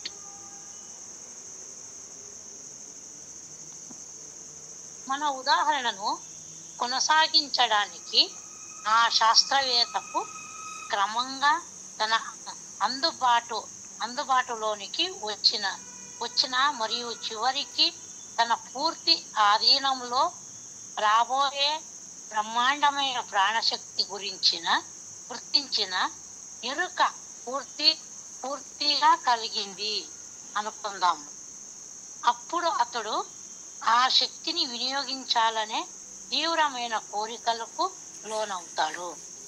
శాశ్వత ప్రియతమ Avatar Meher బాబాకి జై. So ఇక్కడ ఒక example ద్వారా మనకి అవతాడు start చేస్తున్నాడు. ఒక scientist అనమాట. ఎలాంటి సైంటిస్టు అంటే అతను ఒక గ్రాస్ కాన్షియస్లో ఉన్నటువంటి సైంటిస్ట్. సో అతను ఏంటి ఇప్పుడు అంటే బ్రహ్మాండమైన శక్తిని ఉపయోగించి ఒక సామాన్య మానవుడు సాధారణంగా తన శక్తులని ప్రదర్శించాలి అని తీవ్రమైన కోరికకు లొంగి ఉంటాడు. అంతే కదండి. ఇప్పుడు సాధారణంగా గ్రాస్ లెవెల్లో చూద్దాం. స్థూలంగా తీసుకున్నప్పుడు ఒక సైంటిస్టు, ఎందుకంటే మన సినిమాల్లో కానీ లేకపోతే నిజ జీవితంలో కానీ జరిగే కొన్ని సంఘటనలు మనం చూస్తే ఒక వ్యక్తి ఒక రీసెర్చ్ చేస్తూ ఉంటాడు. ఒక సైంటిస్ట్ ఏదో కనుగొనాలి, అది ఏదైనా కావచ్చు, అది ఒక ఫిజిక్స్ కావచ్చు లేకపోతే ఏదో ఒక రంగంలో ఒక మెడికల్గా కావచ్చు. ఏం చేస్తాడు అంటే సాధారణంగా తను ఏదైతే సాధించాడో తను ఏదైతే పొందాడో ఆటోమేటిక్గా, ఎందుకంటే అతనికి ఒక కోరిక ఉంటుంది. ఎందుకంటే కోరిక ఉన్నప్పుడు ఎందుకంటే ప్రదర్శించాలి, నలుగురికి తెలియచేయాలి, అంటే తను ప్రచారం చేసుకోవాలనుకుంటాడు. కరెక్ట్గా చెప్పాలి అంటే తన శక్తుల్ని ప్రదర్శించాలి అంటే అర్థం ఏంటి అంటే తను ప్రదర్శించాలి అంటే బయట మాత్రం కంప్లీట్గా ప్రమోట్ చేసుకోవాలనుకుంటాడు. అంటే తీవ్రమైన కోరిక ఉంటుంది. అంటే తనకన్నా గొప్పవాడు ఎవరు లేడు కాబట్టి ఇంత గొప్పగా కనుగొన్నాను అంటే ప్రపంచంలో ఎవరు ఇంతలా కనుగొనరు కాబట్టి ఐఎమ్ ది గ్రేట్ పర్సన్ అనిపిస్తుంది అతనికి. ఆ లోపల అహం అనేటువంటిది ఒక సంస్కారాలు అనేది కూడా చాలా బలంగా ఉంటుంది అతనిలో. అందుకే అవుతాడు ఏం చెప్పాడు, ఒక తీవ్రమైన కోరికకి లోబడి ఉంటాడు. కాబట్టి నేను మాత్రమే కనుగొన్నాను, ఎవరు కనుగొనలేదు, కాబట్టి ఐఎమ్ ద గ్రేటెస్ట్ పర్సన్, కాబట్టి దీన్ని ఎలాగైనా సరే అందరికీ ప్రదర్శించాలి. అలా ప్రదర్శించినప్పుడు జనాల్లో చెప్పేటువంటి పలుకులు ఏదైతే ఉందో వాళ్ళు ఏదైతే నన్ను స్తుతిస్తారో దానికి ఇంకా లొంగిపోతాడు అతను. కాబట్టి ఈ స్థూల భూమికలో సైతం కొన్నిసార్లు సంభవించే ఈ పరిస్థితిని ఒక ఉదాహరణ సాయంతో వివరించడానికి ప్రయత్నిద్దాం అంటున్నాడు అవుతాడు. అంటే ఏమంటున్నాడు ఇక్కడ, who handles tremendous power and who is more often than not so overcome by an intense desire to demonstrate his powers అంటున్నాడు. కాబట్టి సో ఎలాంటి కోరిక అనేది ఉంటుంది. కాబట్టి సో పైన వర్ణించినట్లుగా 4వ భూమిక మీద ఉండే ఒక సూక్ష్మ ఎరుక గల మానవాత్మను స్థూల ప్రపంచంలో ఈ ప్రఖ్యాతిగాంచిన ఒక గొప్ప శాస్త్రవేత్తతో పోల్చుకుందాము. అంటే ఇక్కడ ఏమంటున్నాడు అవుతాడు, let us compare them a subtle conscious human soul on the 4th plane such as described above with a great scientist of the repute in the gross world. అంటే ఇప్పుడు కంపేర్ చేస్తున్నాడు. కొంచెం జాగ్రత్తగా ఆలకిద్దామండి, కొంచెం జాగ్రత్తగా, ఎందుకంటే కొంచెం సులువుగా చెప్తున్నాడు అవుతాడు. కొంచెం శ్రద్ధ పెట్టి ఆలకించే ప్రయత్నం చేద్దాం ఈ మూమెంట్లో. ఇప్పుడు ఏం చేస్తున్నాడు, ఇంతవరకు చెప్పినటువంటి సైంటిస్ట్ని ఇప్పుడు అవుతాడు ఎవరితో పోలుస్తున్నాడు, ఇంతవరకు ఎవరి గురించి అయితే ఆ మహాయోగితో కంపేర్ చేస్తున్నాడు అవుతాడు. 4వ భూమిక మీద ఉన్నటువంటి ఆ మహాయోగితో కంపేర్ చేస్తున్నాడు. కానీ ఇక్కడ మాత్రం ఎరుక మారింది అంతే. అంటే సైంటిస్ట్ వరకు స్థూల ఎరుక గల సైంటిస్టు, ఇక్కడ మహాయోగి వచ్చేసరికి ఎటువంటి ఎరుకలో ఉన్నాడు, సూక్ష్మ ఎరుకలో ఉన్నటువంటి ఒక మహాయోగి కంపేర్ చేస్తున్నాడు అవుతాడు. ఒక్కసారి పోల్చుదాం అంటున్నాడు. ఈ శాస్త్రవేత్తకు స్థూల భూమిక యొక్క ఎరుక పూర్తిగా ఉండడం వలన కేవలము తన ప్రయత్నించే శక్తి శాస్త్ర రంగాల్లో తీవ్రమైన పరిశోధనలు చేసి కొన్ని ప్రయోగాల ద్వారా బ్రహ్మాండమైన శక్తిని ఎలా విడుదల చేయవచ్చో పూర్తిగా తెలుసుకుని ఉంటాడు. ఇప్పుడు సైంటిస్ట్ గురించి చెప్తున్నాడు అవుతాడు. ఇప్పుడు ఎవరి గురించి చెప్తున్నాడు, ఏమంటున్నాడు అవుతాడు ఇక్కడ స్పష్టంగా, the latter being fully conscious of the gross plane by sheer dint of effort and much investigation into the fields of science of energies fully realizes the possibility of releasing tremendous energy through the certain experiments. So ఏం చేస్తున్నాడు ఇక్కడ? తెలుసుకున్నాడు. ఏం తెలుసుకున్నాడు అతను? పూర్తిగా ఆ స్థూలానికి సంబంధించిన దానిని విడుదల చేయాలి. కాబట్టి అతను ఒక ఎక్స్పెరిమెంట్లో కొన్ని సక్సెస్ అయ్యాడు. అతను ఎలా తెలుసుకున్నాడు? ఎందుకంటే మళ్ళీ ఏ లెవెల్లో తెలుసుకుంటున్నాడు, ఇది బాగా అర్థం చేసుకుంటూ ఉండాలండి ఎప్పటికప్పుడు. సైంటిస్ట్ అనేది ఏ లెవెల్లో ఉన్నాడు? స్థూల ఎరుక స్థాయిలో ఉన్నాడు. ఆడ మహాయోగి మాత్రం సూక్ష్మ ఎరుక స్థాయిలో ఉన్నాడు. కాబట్టి సైంటిస్ట్ స్థూల స్థాయిలో ఉన్నాడు, అక్కడ మహాయోగి వచ్చేసరికి సూక్ష్మ స్థాయిలో ఉన్నాడు. ఇద్దరిని కంపేర్ చేస్తున్నాడు. కొంచెం జాగ్రత్తగా వింటే అర్థమవుతుంది. కాబట్టి మన ఉదాహరణని కొనసాగించడానికి ఈ శాస్త్రవేత్తకు క్రమంగా తన అందుబాటులోకి వచ్చిన మరి చివరికి తన పూర్తి ఆధీనంలోకి రాబోయే బ్రహ్మాండ శక్తి గురించి ఎరుక పూర్తిగా కలిగింది అనుకుందాము. అంటే ఏం జరిగింది ఇప్పుడు? ఈ యొక్క అదే విధంగా అతను ఎక్స్పెరిమెంట్ చేయడం వల్ల ఏం జరిగింది? పూర్తిగా తన రాబోయేటువంటి రోజుల్లో కూడా ఆ శక్తి యొక్క పూర్తిగా ఎరుక కలిగింది అనుకుందాం. అంటే దేనికి సంబంధించినంత వరకు? ఈ సైంటిస్ట్కి సంబంధించినంత వరకు. అప్పుడు అతను ఏం చేస్తాడు? ఆ శక్తి వినియోగించాలని తీవ్రమైన కోరికకు లోనవుతాడు. ఆ ఇంటెన్స్ డెజైర్ అంటున్నాడు అవుతాడు. చాలా గొప్ప మాట అండి ఎప్పటికప్పుడు. ఎందుకు ఆ సూక్ష్మ ఎరుకలో ఉన్నటువంటి మహాయోగి ఎటువంటి టెంప్టేషన్స్కి అట్రాక్షన్స్కి ఎందుకు లోబడుతున్నాడు అనే మాటని అర్థం కావడానికి సైంటిస్ట్తో కంపేర్ చేస్తున్నాడు అవుతాడు. కొంచెం అర్థం చేసుకుందామండి. ఏమంటున్నాడు ఇక్కడ అంటే, ఎప్పుడైతే కంప్లీట్గా energy has come within the reach and which will ultimately come under his complete control, he then desires intensely to make use of it.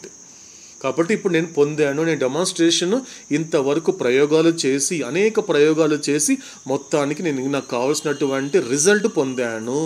కాబట్టి అంతటితో ఊరుకోడు కదా, దాన్ని గుప్తంగా ఉంచడు కదా. వెంటనే ఏం చేయాలనుకుంటున్నాడు? దాన్ని వినియోగించాలనుకుంటాడు.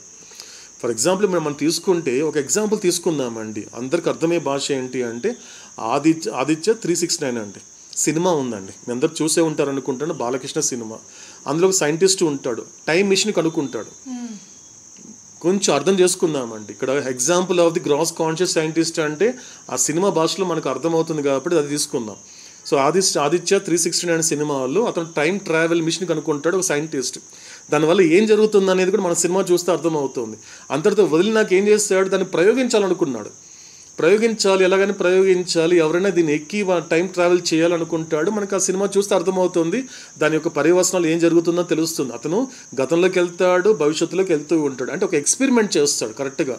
అక్కడ గతంలోకి వెళ్ళాడు, భవిష్యత్తుకి వెళ్ళాడు విషయం పక్కన పెడితే, అంటే అక్కడ సైంటిస్ట్ గురించి మనం తీసుకుందాం.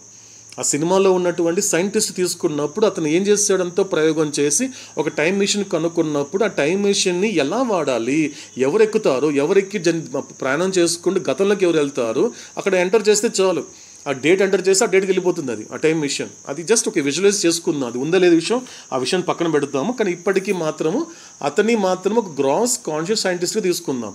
స్థూల ఎరుక గల్ల ఒక శాస్త్రవేత్తగా తీసుకుంటే ఏం చేశాడు అతను? కనుక్కున్న తర్వాత ఎలాగైనా దీన్ని యూజ్ చేయాలి, వినియోగించాలనేటువంటి ఒక తీవ్రమైన కోరిక లోబడతాడు ఆ సైంటిస్ట్. చేసుకుందాం. కాబట్టి అవతాడు ఇంకా కంటిన్యూ చేస్తున్నాడు. కాబట్టి అవతాడు చెప్పేటువంటి ఇంకొన్ని మాటల్ని మనము నాగేష్ గారు మరియు నర్మదా గారి ద్వారా ఆలకిద్దామండి.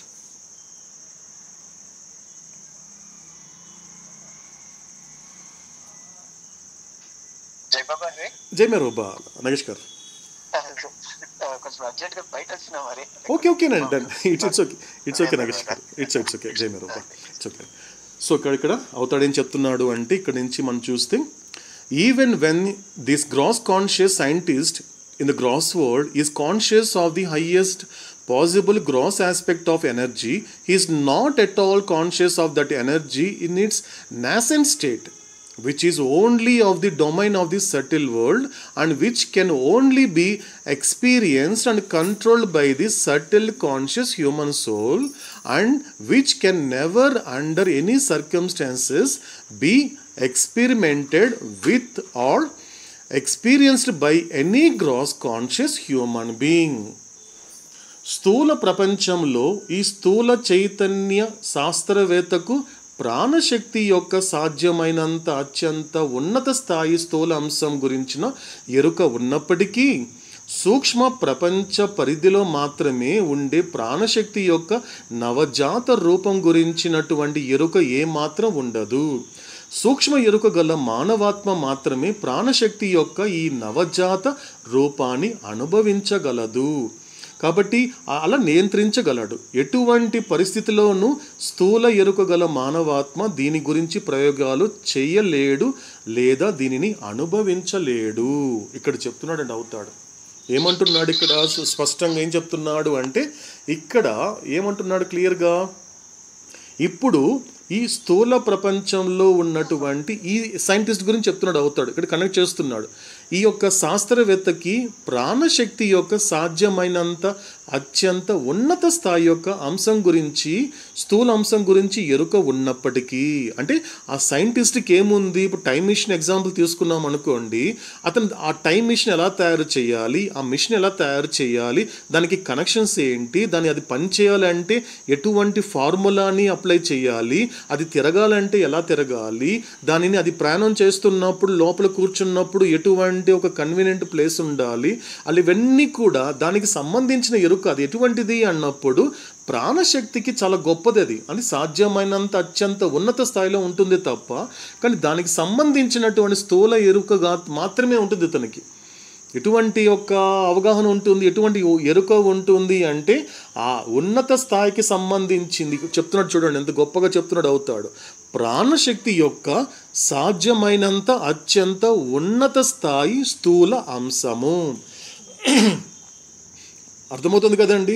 ప్రాణశక్తి యొక్క అంటే సూక్ష్మ ప్రపంచానికి సంబంధించినటువంటి ప్రాణశక్తి యొక్క సాధ్యమైనంత అత్యంత ఉన్నత స్థాయి స్థూల అంశం, మరి సూక్ష్మ అంశం కాదు.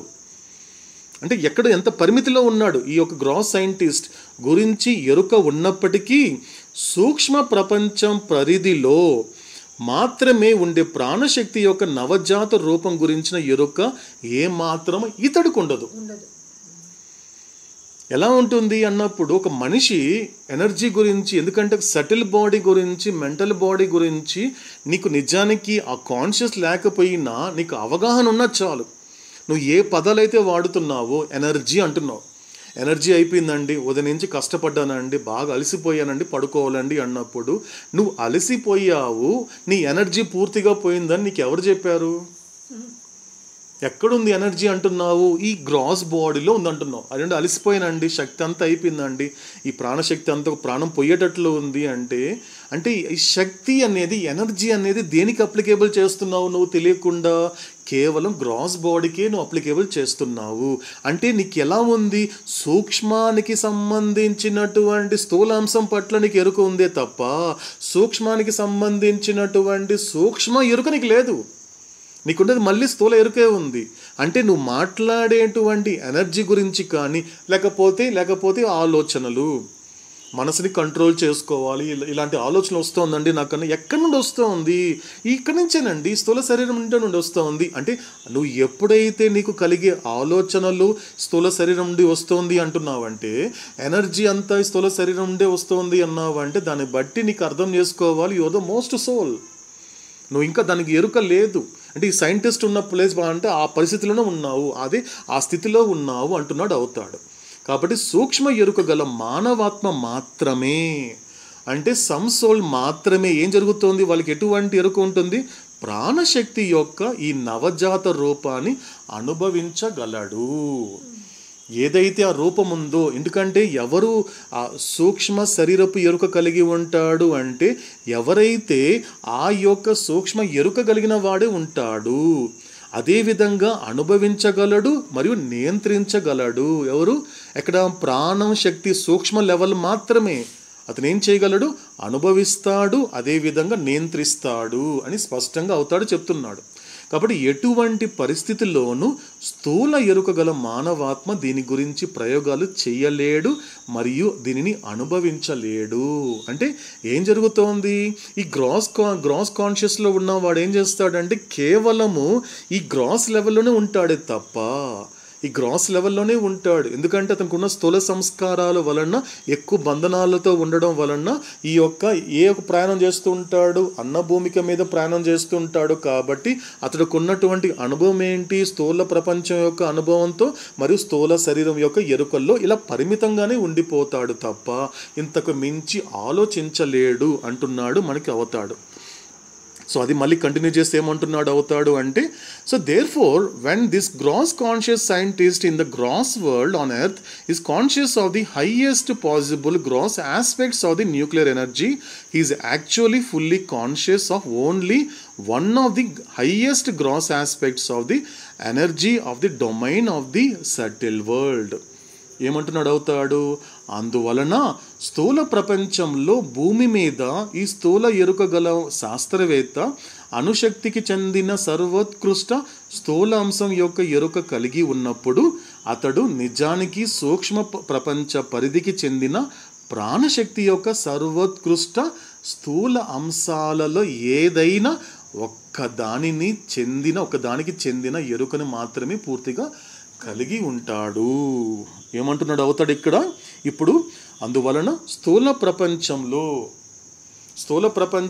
ఏదైతే ఉందో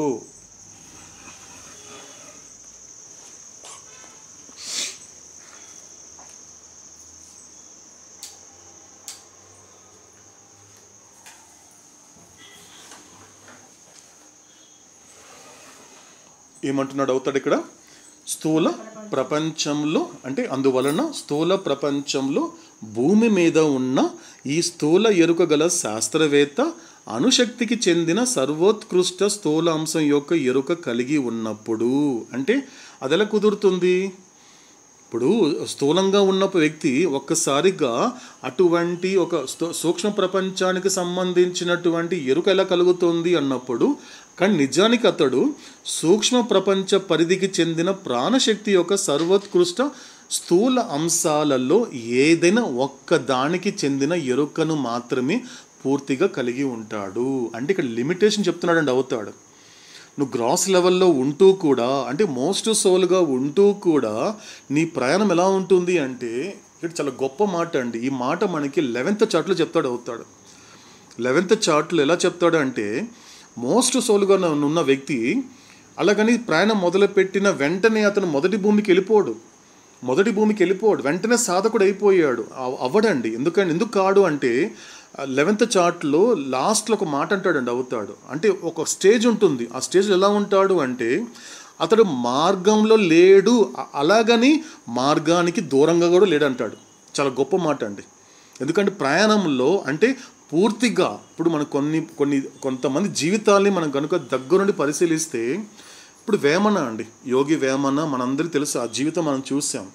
ఎందుకంటే ఆయనకు ఒక సమయంలో అంటే జీవితం అంటే పూర్తిగా ఆ శ్మశానంలో ఉన్నప్పుడు తనకు ఎంతో ఇష్టమైనటువంటి ఒక వ్యక్తి పట్ల ఎప్పుడు ఉంటుంది, ఈ వ్యక్తి నాకు ఇష్టమైన వ్యక్తి ప్రపంచంలో శాశ్వతంగా ఉండిపోతుంది అనేటువంటి ఒక భ్రాంతిలో ఉన్నప్పుడు, ఆ వైరాగ్యం కలిగినప్పుడు అతనికి ఎంతో ఇష్టమైనటువంటి వ్యక్తిని ఒక అస్థి పంజరంగాను ఒక శవంగాను అంటే కంటికి కనిపించినటువంటి దూరంగా వెళ్ళిపోయినటువంటి ఒక వాస్తవంగా చూస్తున్నప్పుడు అతనిలో చిగురించినటువంటి వైరాగ్యం అనేది కలిగి, ఆ వైరాగ్యం నుండి అతను మార్గంలో రావడానికి ఇట్ టేక్స్ సమ్ టైం అండి.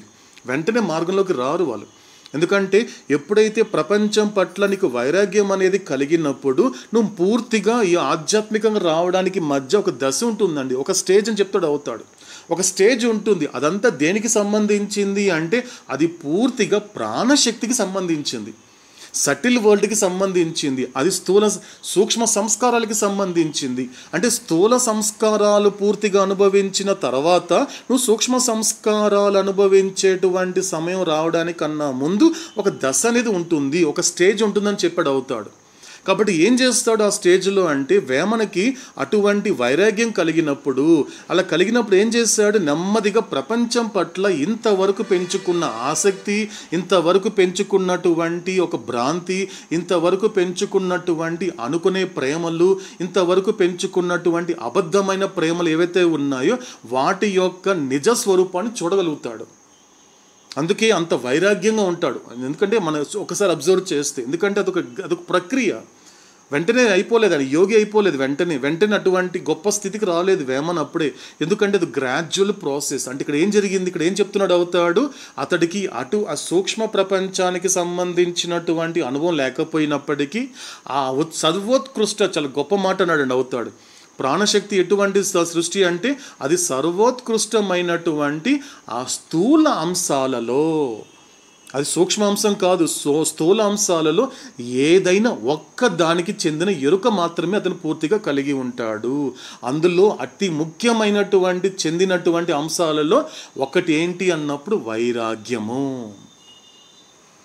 కాబట్టి వైరాగ్యం వచ్చేస్తుందంటే కాదు. ఎందుకంటే జ్ఞానం చేత మోక్షం పొందేటువంటి ప్రక్రియలో భాగంగా ఈ జ్ఞానం ద్వారా నువ్వు మోక్షాన్ని ఎలా పొందగలుగుతావు అంటే మధ్యలో ఉన్నటువంటిది ఇంతకు ముందు పొందావు వైరాగ్యం అనేది, కానీ అది అక్కడ నిలకడగా లేదు. కానీ జ్ఞానం ద్వారా నువ్వు నిజంగా గుర్తించినటువంటి వైరాగ్యము నిలకడ ఏర్పడుతుంది.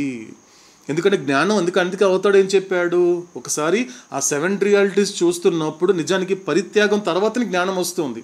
పరిత్యాగం తర్వాత నువ్వు జ్ఞానం వచ్చినప్పటికీ కూడా, ఎందుకంటే పరిత్యాగంతో కూడినటువంటి జ్ఞానం నువ్వు పొందినప్పుడు మాత్రమే అటువంటి పరిత్యాగం అనేది నిలకడగా ఉండిపోతుంది. అది నిజమైనటువంటి పూర్ణ వైరాగ్యము. అక్కడి నుంచి సంపూర్ణ వైరాగ్యము, అక్కడి నుంచి పరిపూర్ణ వైరాగ్యము. అక్కడ నువ్వు వైరాగ్య చక్రవర్తి అయిపోతావు. అప్పుడు నువ్వు ఫ్యూసోల్గా తయారవుతావు, నాడు అవుతాడు. కాబట్టి అందులో అంశాలలో ఒక్క దానికి మాత్రమే ఎరుక ఉంటుంది. ఆ ఎగ్జాంపుల్ తీసుకుంటే ఇలా కనెక్ట్ చేసుకోవచ్చు అండి. ఒక్కొక్క జీవితం అండి. ప్రస్తుతానికి నాకు వేమనగా నాకు గుర్తిస్తున్నాను కాబట్టి అది మీకు షేర్ చేయడం జరిగింది. సో ఇది చెప్తూ మనకి ఇంకా అవుతాడు ఏం చెప్తున్నాడు అనేటువంటి విషయాల్ని మనము మీనాక్షి మరియు షిరిన్ మనకి దుర్గశ్రీ గారి ద్వారా ఆలకిద్దామండి.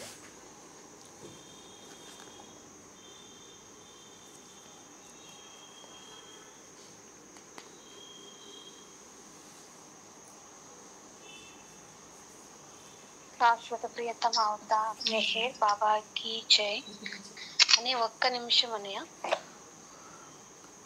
Okay Meenakshi,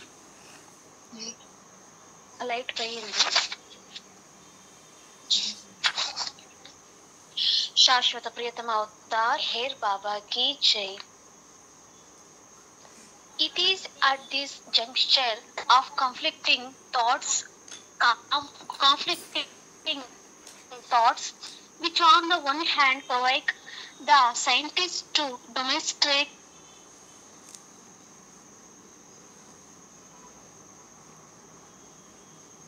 and on the other that the scientist has to be extremely careful to maintain an equilibrium that is balancing the tremendous access of energy at his disposal.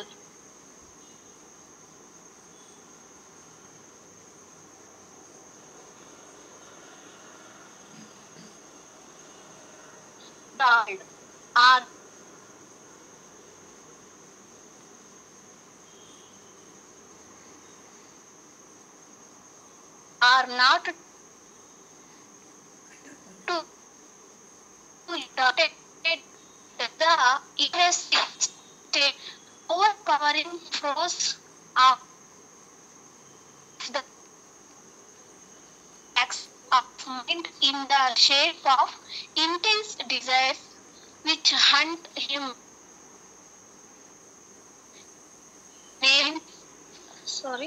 Next overpowering with him name and power towards selfish ends, irrespective of the potential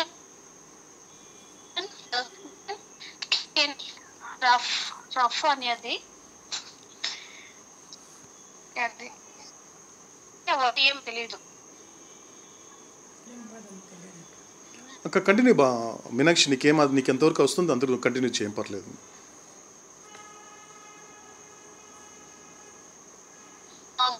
rough అనుకుంటుంది. పర్లేదు, నువ్వు continue చేయి, పర్లేదు. నీకు ఎంతవరకు వస్తుంది continue చేయండి. ఒక్కటే ఇచ్చిన. ఓకే రైట్, కంటిన్యూ చేయమ్మా. ముందు ఒకటి మీనాక్షి, ఫస్ట్ ఒక పేరా ఉంది, దాన్ని స్కిప్ చేస్తున్నావు. ఫస్ట్ నీకు ఎస్, ముందు ఒక పేరా ఉంది, ఆ 6th పేరా కూడా ఒకసారి చదువు.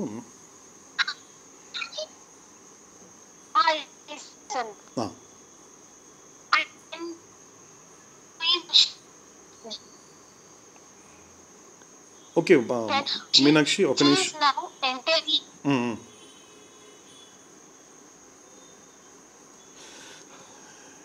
మీనాక్షి, నీకు వాయిస్ డిస్కౌంట్. కొంచెం వాయిస్ బ్రేక్ అవుతుంది. Okay okay okay right, no problem. Okay చూద్దాము. ఓకే, సో ఇక్కడ మనకి అవతాడు చెప్పే మాట ఏంటి అన్నప్పుడు ఇక్కడ మనకి ఏం చెప్పాడు ఫస్ట్ స్టార్టింగ్ పాయింట్లో. So and when the scientist who is conscious of one of the highest gross aspects of energy which is now entirely under his control is overpowered by an intense desire which is also the highest aspect of mind of the mental world. To use it, then the scientist's whole career hangs in the balance and it is thus very often at stake. శాశ్వత ప్రియతమ Avatar Meher బాబాకి జై. ఈ శాస్త్రవేత్త సూక్ష్మ ప్రపంచానికి చెందిన ప్రాణశక్తి యొక్క అత్యంత ఉన్నత స్థూల అంశాలలో ఏదైనా ఒక్కదానికి చెందిన ఎరుక కలిగి ఉన్నప్పుడు, ఆ శక్తి ఇప్పుడు పూర్తిగా అతని ఆధీనంలో ఉన్నప్పుడు ఆ శక్తిని ఉపయోగించాలి అనే మానసిక ప్రపంచానికి చెందిన మనస్సు యొక్క అత్యంత ఉన్నత అంశమైన తీవ్రమైన కోరికకు అతడు లొంగిపోయినప్పుడు ఈ శాస్త్రవేత్త జీవిత గమనం మొత్తం సద్యంలో పడుతుంది మరియు ఆ విధంగా అది తరచుగా ప్రమాదంలో చిక్కుకుంటుంది. శాస్త్రవేత్తకు తన శక్తులను ప్రదర్శించమని ఉసిగొలిపే ఆలోచన ఒకవైపు, మౌనంగా ఉండమని శాంతపరిచే ఆలోచన మరొక వైపు ఉంటాయి. ఇటువంటి పరస్పర విరుద్ధాలైన ఆలోచనలు ఉన్న ఈ తరుణంలో ఈ శాస్త్రవేత్త సమతుల్యాన్ని కొనసాగించడంలో చాలా జాగ్రత్త వహించాలి. అనగా తన అధీనంలో ఉన్న శక్తి యొక్క బ్రహ్మాండమైన అంశాల మధ్య సమతూకాన్ని సాధించాలి. తన శక్తులను ప్రపంచ శ్రేయస్సు కోసం వినియోగించడం లేదా వినాశకర ఫలితాలను కలగజేసేలా దుర్వినియోగం చేయడం లేదా తన శక్తులను అస్సలు వినియోగించకుండా ఉండడం అనేది అతని చేతుల్లోనే ఉంటుంది. మనసు యొక్క ప్రబల అంశానికి చెందిన నిరోధింప సత్యం కానీ లోబరుచుకునే బలం తీవ్రమైన కోరికల రూపంలో అతనికి ఎదురయ్యే కీర్తి, పేరు ప్రతిష్టలు, అధికారం అనే స్వార్థ ప్రయోజనాల కోసం అహాన్ని తీవ్రంగా ప్రలోభపెట్టి తత్ఫలితంగా సంభవించబోయే వినాశాన్ని, భారీ నష్టాన్ని పట్టించుకోకుండా అతన్ని వేధిస్తూ ఉంటుంది. శాశ్వత ప్రియతమ అవతార్ మెహర్ బాబాకి జై. సో అక్కడ అవుతాడు కంటిన్యూ చేస్తే ఏం చెప్తున్నా అంటే మనకి ఇంకా సో ఈ శాస్త్రవేత్త, సో ఈ మనం చెప్పుకున్నట్లుగా ఒక సైంటిస్ట్ ఏదైతే మనం చెప్పుకున్నామో ఎగ్జాంపుల్ కోసము ఆ యొక్క టైం మిషన్ తయారు చేసినటువంటి సైంటిస్ట్ని మనం ఎగ్జాంపుల్గా తీసుకున్నప్పుడు ఈ శాస్త్రవేత్త సూక్ష్మ ప్రపంచానికి చెందిన ప్రాణశక్తి యొక్క అత్యంత ఉన్నత స్థూలాంశాలు ఏదైనా ఒక దానికి ఎరుకని కలిగి ఉన్నప్పుడు ఏం జరుగుతోంది? గతంలో ఏం చెప్పాడు మనకి? ఎరుక కలిగి ఉంటాడు, పూర్తిగా ఎరుకని పొంది ఉంటాడు. ఏదో ఒక్క దానికి మాత్రమే, అన్ని కాదు అంటే పార్షియల్గా అని అర్థం. ఆ శక్తి ఇప్పుడు పూర్తిగా అతని ఆధీనంలో ఉన్నప్పుడు పొందాడు కదండి. పొందినప్పుడు ఏం చేస్తాడంటే ఇప్పుడు ఆ శక్తి అంతా కూడా అంటే ప్రయోగించడానికి రెడీ అయిపోయాడని అర్థం. ఇంతవరకు కనుగొన్నాడు కదా, తను ఎంతో రీసెర్చ్ చేసుకొని ఎంతో కనుగొని ఎన్నో ఎక్స్పెరిమెంట్స్ చేసుకొని ఏం చేశాడంటే పూర్తిగా కనుక్కున్నాడు, అంటే రెడీ అనమాట. అది ఇంకా ప్రయోగించడానికి రెడీ అవుతున్నాడు. సో కాబట్టి ఆ దినంలో ఉన్నప్పుడు ఆ శక్తిని వినియోగించాలి, ఉపయోగించాలి అనే మానసిక ప్రపంచానికి చెందిన మనసు యొక్క అత్యంత ఉన్నతమైన అంశమైన తీవ్రమైన కోరికకు అతడు లోబడి ఉంటాడు. ఇది అతడికి తెలియదు. ఎలాగైతే ఇంతకుముందు శక్తి గురించి ప్రాణశక్తి మాట్లాడుతున్నప్పుడు ఆ ప్రాణశక్తికి సంబంధించినది కూడా తను ఏమనుకుంటున్నాడు, అది స్థూల శరీరానికి సంబంధించింది అనుకుంటున్నాడు. కానీ ప్రాణశక్తి అనేది దేనికి సంబంధించింది? ఏ ప్రపంచానికి సంబంధించింది? సూక్ష్మ ప్రపంచానికి సంబంధించింది. ఈరోజు అదే చెప్తున్నాడు అవుతాడు. ఆ కోరిక ఎక్కడి నుంచి పుడుతోంది? ఆ శాస్త్రవేత్తకి అంటే సాధారణ ఒక మనిషికి ఒక కోరిక కలుగుతుందండి. ఇప్పుడు ఎవరికి ఎవరు కనెక్ట్ చేసుకోవచ్చు అండి. కేవలం సైంటిస్ట్ అనే కాదండి, ఆ సైంటిస్ట్ ప్లేస్లో మనకు ఒకసారి విజువలైజ్ చేసుకున్నది అర్థమవుతుంది. సో దాన్ని ప్రయోగించాలనేటువంటిది కానీ అతడిలో కలిగినటువంటి కోరిక ఏ ప్రపంచానికి సంబంధించింది? అది స్థూల ప్రపంచానికి సంబంధించింది కాదు, సూక్ష్మ ప్రపంచానికి సంబంధించింది అంతకంటే కాదు.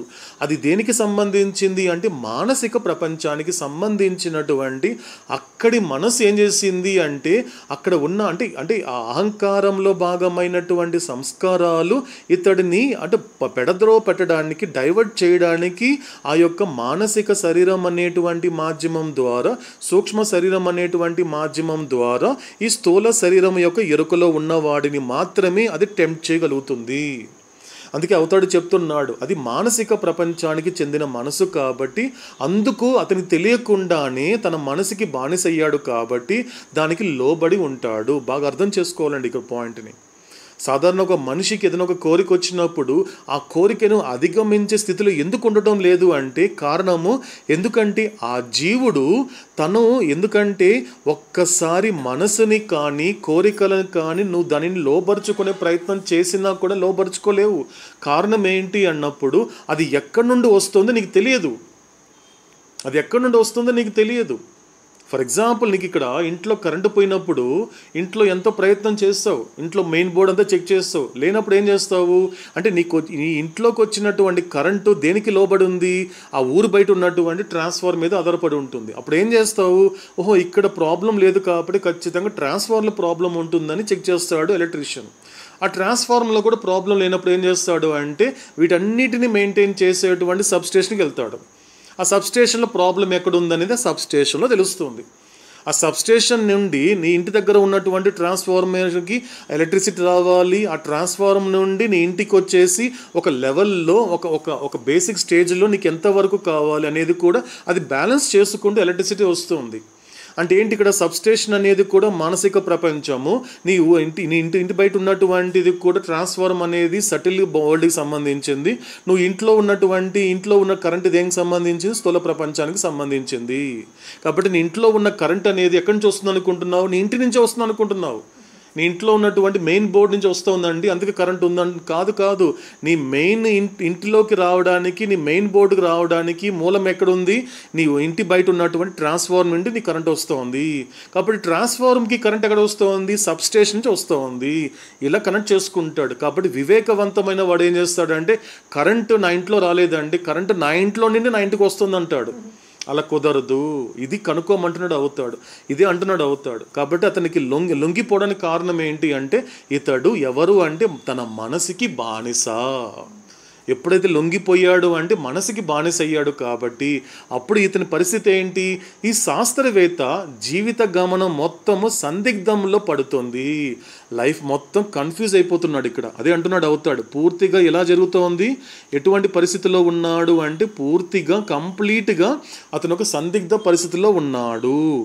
కాబట్టి ఎటువంటి సందిగ్ధ పరిస్థితిలో ఉన్నాడు అన్నప్పుడు ఆ విధంగా అతడు తరచుగా ప్రమాదంలో చిక్కుకుంటుంది. అతని జీవితం ఏమైపోతుంది? దీన్ని ప్రయోగించాలి అంటే యాక్షన్లో పెడుతున్నాడు కదండి. మనకు అవుతాడు గతంలో ఒక మాట చెప్పాడు. ఎందుకంటే ఏ పనైనప్పటికీ కార్యాచరణలో పెట్టనంత వరకు నువ్వు సేఫ్ అని చెప్పాడు అవుతాడు. Do not put in to action. నీకు ఏదైనా కోరిక వచ్చింది, నీకు ఏదైనా కోపం వచ్చింది, నీకు ఏదో పోగు చేసుకోవాలి అనేటువంటి అత్యాశ వచ్చింది, ఈ మూడు వచ్చింది. ఎందుకంటే అరిషడ్ వర్గాల్లో మనకు అవుతాడు 3 ఇచ్చాడు కాబట్టి 3 మీద కాన్సన్ట్రేట్ చేసే ప్రయత్నం చేద్దాం. అంటే కామము, క్రోధ, లోభ, మోహ, మద, మాత్సర్యాలు అనేటువంటి 6 శత్రువులతో కాకుండా 3 శత్రువులు ఉన్నారని చెప్పాడు అవుతాడు. కట్ ఆఫ్ చేసి 3 ఇచ్చాడు అవుతాడు. ఏంటది? ల్యాగ్ అంటే లస్ట్, యాంగర్, గ్రీడ్. కాబట్టి ఈ విషయంలో కూడా నీకు లస్ట్ అనేది వచ్చినా కూడా do not put in to action. నీకు కోపం వచ్చింది, do not put in to action. నీకు గ్రీడ్ వచ్చింది, do not put in to action. ఎంతకాలం అయితే నువ్వు దీనిని యాక్షన్లో పెట్టనంత వరకు యువర్ స్పిరిచువల్లీ సేఫ్ అన్నాడు అవుతాడు. దానికి నేను నిజంగా గురువు అయితే మాత్రము ఆ సందర్భంలో కనుక నువ్వు నన్ను స్మరించుకోగలిగితే ఖచ్చితంగా నేను నీకు హెల్ప్ చేస్తాను అన్నాడు అవుతాడు. హెల్ప్ చేయలేకపోతే నిజానికి నేను గురువునే కాదు అన్నాడు అవుతాడు. కాబట్టి నన్ను నిజంగా నువ్వు ఆ టైంలో స్మరించుకోగలిగితే నువ్వు దానిని యాక్షన్లో పెట్టకుండా నేను నిన్ను సేఫ్ జోన్లో పెట్టేస్తానని చెప్పాడు అవుతాడు. కానీ గతంలో ఒక మాట చెప్పాడండి, కొంచెం దీన్ని స్మరించుకునే ప్రయత్నం చేద్దాం. ఎందుకు యాక్షన్స్ మాత్రం ఎందుకు అంత ఇంపార్టెన్స్ ఇచ్చాడు అవుతాడు? యాక్షన్ల వల్ల జరిగేటువంటి కాంప్లికేషన్ ఏంటండి? ఏం చెప్పాడండి మన గతంలో అవుతాడు? Action promote sanskaras. ఫ్యాంటాస్టిక్ అండి, ఫ్యాంటాస్టిక్. Actions promote sanskaras. ఎందుకంటే ఇంతవరకు ఏది ప్రమోట్ చేయదు. నీకున్నటువంటి థాట్స్ కానీ, నువ్వు మాట్లాడే మాటలు కానీ ఈ యాక్షన్ ప్రమోట్ చేసినంతగా ఏది సంస్కారాన్ని ప్రమోట్ చేయదు. ఒక్కసారి ప్రమోషన్ వచ్చేసింది, ప్రమోట్ అయిపోయిందంటే మొత్తం ఏమవుతుందో తెలుస్తా నీకు కాంప్లికేషన్స్. నువ్వు ఎగ్జాస్ట్ చేసుకోవాల్సిన సంస్కారాలన్నీ ఎగ్జాస్ట్ అవ్వకుండా బ్లాక్ అయిపోతుంది. కొత్త వాటిని నువ్వు వెంటనే అక్యుములేట్ చేసుకుంటావు. అక్కడ కాంప్లికేషన్. అది నీకు ఆధ్యాత్మికంగా సందిగ్ధంలో పడడము. ఇదే అన్నాడు అవుతాడు ఇక్కడ. ఇతని పరిస్థితి కూడా అలాగే ఉంది. ఏం చేస్తున్నాడు? యాక్షన్లో పెట్టేస్తున్నాడు. ప్రతిదీ కూడా యాక్షన్లో పెట్టాలి, ప్రదర్శించేయాలి, నలుగురికి చెప్పాలి, నా గొప్పదనం చెప్పాలి, నలుగురు నన్ను పొగడాలి, నలుగురు నన్ను సన్మానం చేయాలి అనేటువంటి అహం అనేది. ఎందుకంటే అహంలో 100% భాగం ఎవరిది అంటే సంస్కారాలదే. ఏం చెప్పాడు అవుతాడు? ఏ రెండు కలిస్తే అహంకారం అని చెప్పాడండి మనకి అవుతాడు. ఏ రెండు కలిస్తే ఈగో అవుతుంది? సీట్ ఆఫ్ ఇండివిజువాలిటీ ప్లస్ రెండు సంస్కారాలు కలిస్తే ఈగో అనేది ఫామ్ అవుతుందని చెప్పాడు. అంటే ఏం జరుగుతోంది? అహంకారంలో 90% ప్లేస్ ఆక్యుపై చేసినది ఏదంటే అది సంస్కారాలే. అలా అతను ఏం చేస్తున్నాడు? ఆ సంస్కారాన్ని ప్రమోట్ చేసుకుంటున్నాడు. అందుకే అవుతాడు ఈ మాట అన్నాడు. ఆ ప్రమాదంలో చిక్కుకుంటాడు. కాబట్టి శాస్త్రవేత్తకు తన శక్తులను ప్రదర్శించమని ఉసిగొలిపే ఆలోచన ఒకవైపు. చూడండి అతని పరిస్థితి ఎంత గొప్పగా చెప్తున్నాడు అవుతాడు, మన కళ్ళ కట్టినట్టు చెప్తున్నాడు. సో ఇతనుడు ఎలా ఉంటాడు, ఏ పరిస్థితిలో ఉన్నాడు అంటే ఆ శాస్త్రవేత్తకు ఒకవైపు ఎలా ఉంది? తన శక్తుల్ని ప్రదర్శించు అని లోపల నుండి సంస్కారాలు యాక్షన్లో పెట్టు పెడితే కదా నీ గొప్పతనం నువ్వే చెప్పాలి కదా అనే విధంగా ఉసిగొలుపుతోంది ఆ ఆలోచన ఒకవైపు. మౌనంగా ఉండు, వద్దు ఇవంతా కూడా మనకొద్దు, ఇవన్నీ కూడా జస్ట్ కాసేపు నిశ్శబ్దంగా ఉండు అని శాంతపరిచే ఆలోచన మరొక వైపు. అంటే సందిగ్ధంలో ఉన్నాడు, మధ్యలో ఉండిపోయాడు యాక్చువల్గా. కాబట్టి ఇటువంటి పరస్పర విరుద్ధాలైన ఆలోచనలు ఉన్న ఈ తరుణంలో ఈ శాస్త్రవేత్త సమతులనాన్ని కొనసాగించడంలో చాలా జాగ్రత్త వహించాలి. అంటే ఎలా తెలుసుకోవాలి? ఇక్కడ కొద్దిగా కనెక్ట్ చేసుకుందామండి. ప్రపంచంలో ప్రతి మనిషి జీవిస్తున్నప్పుడు ఈ లోకంలో 2 విషయాలు కళ్ళకు కట్టినట్టు ఉంటాయండి. ఇది ఎవరు కాదనడానికి లేదండి. ప్రతి ఒక్కరి జీవితంలో కూడా సమస్త ప్రాణకోటిలో ముఖ్యంగా మానవ జన్మ గురించి మాట్లాడుకుంటే ప్రతిసారి నీకు ఎదురయ్యే పరిస్థితిలో కూడా 2 ఎప్పుడూ ఎదుర్కొంటూనే ఉంటావు. అలా 2 నీకు అలా కనపడతాయి అంతే. కానీ కొంతమంది గుర్తిస్తారు, కొంతమంది గుర్తించరు అంతే. 2 ఉంటాయి. ఏంటది?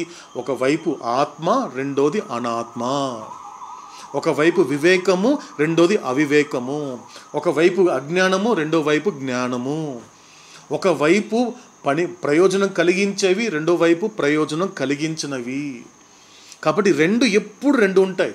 ఈ రెండిటి మధ్యన మనిషి నలిగిపోతూ ఉంటాడు. తనకున్న ఇష్టాలు, అయిష్టాలు, తనకున్నటువంటి తీరిన కోరికలు, తీరబోయే కోరికలు, తీరని కోరికలు, ఈ రెండిటి మధ్య మనిషి ఎప్పుడు నలిగిపోతూ ఉంటాడు. అందుకే వీటిని ద్వంద్వాలు అని అవుతాడు. ద్వంద్వాలు. నువ్వు సుఖాన్ని కోరుకుంటున్నావు, నేను సుఖాన్ని ఇవ్వడానికి కాదు, సుఖపడడమే నీ కోరిక అయితే అటువంటి కోరిక నేను తీర్చను అని అవుతాడు.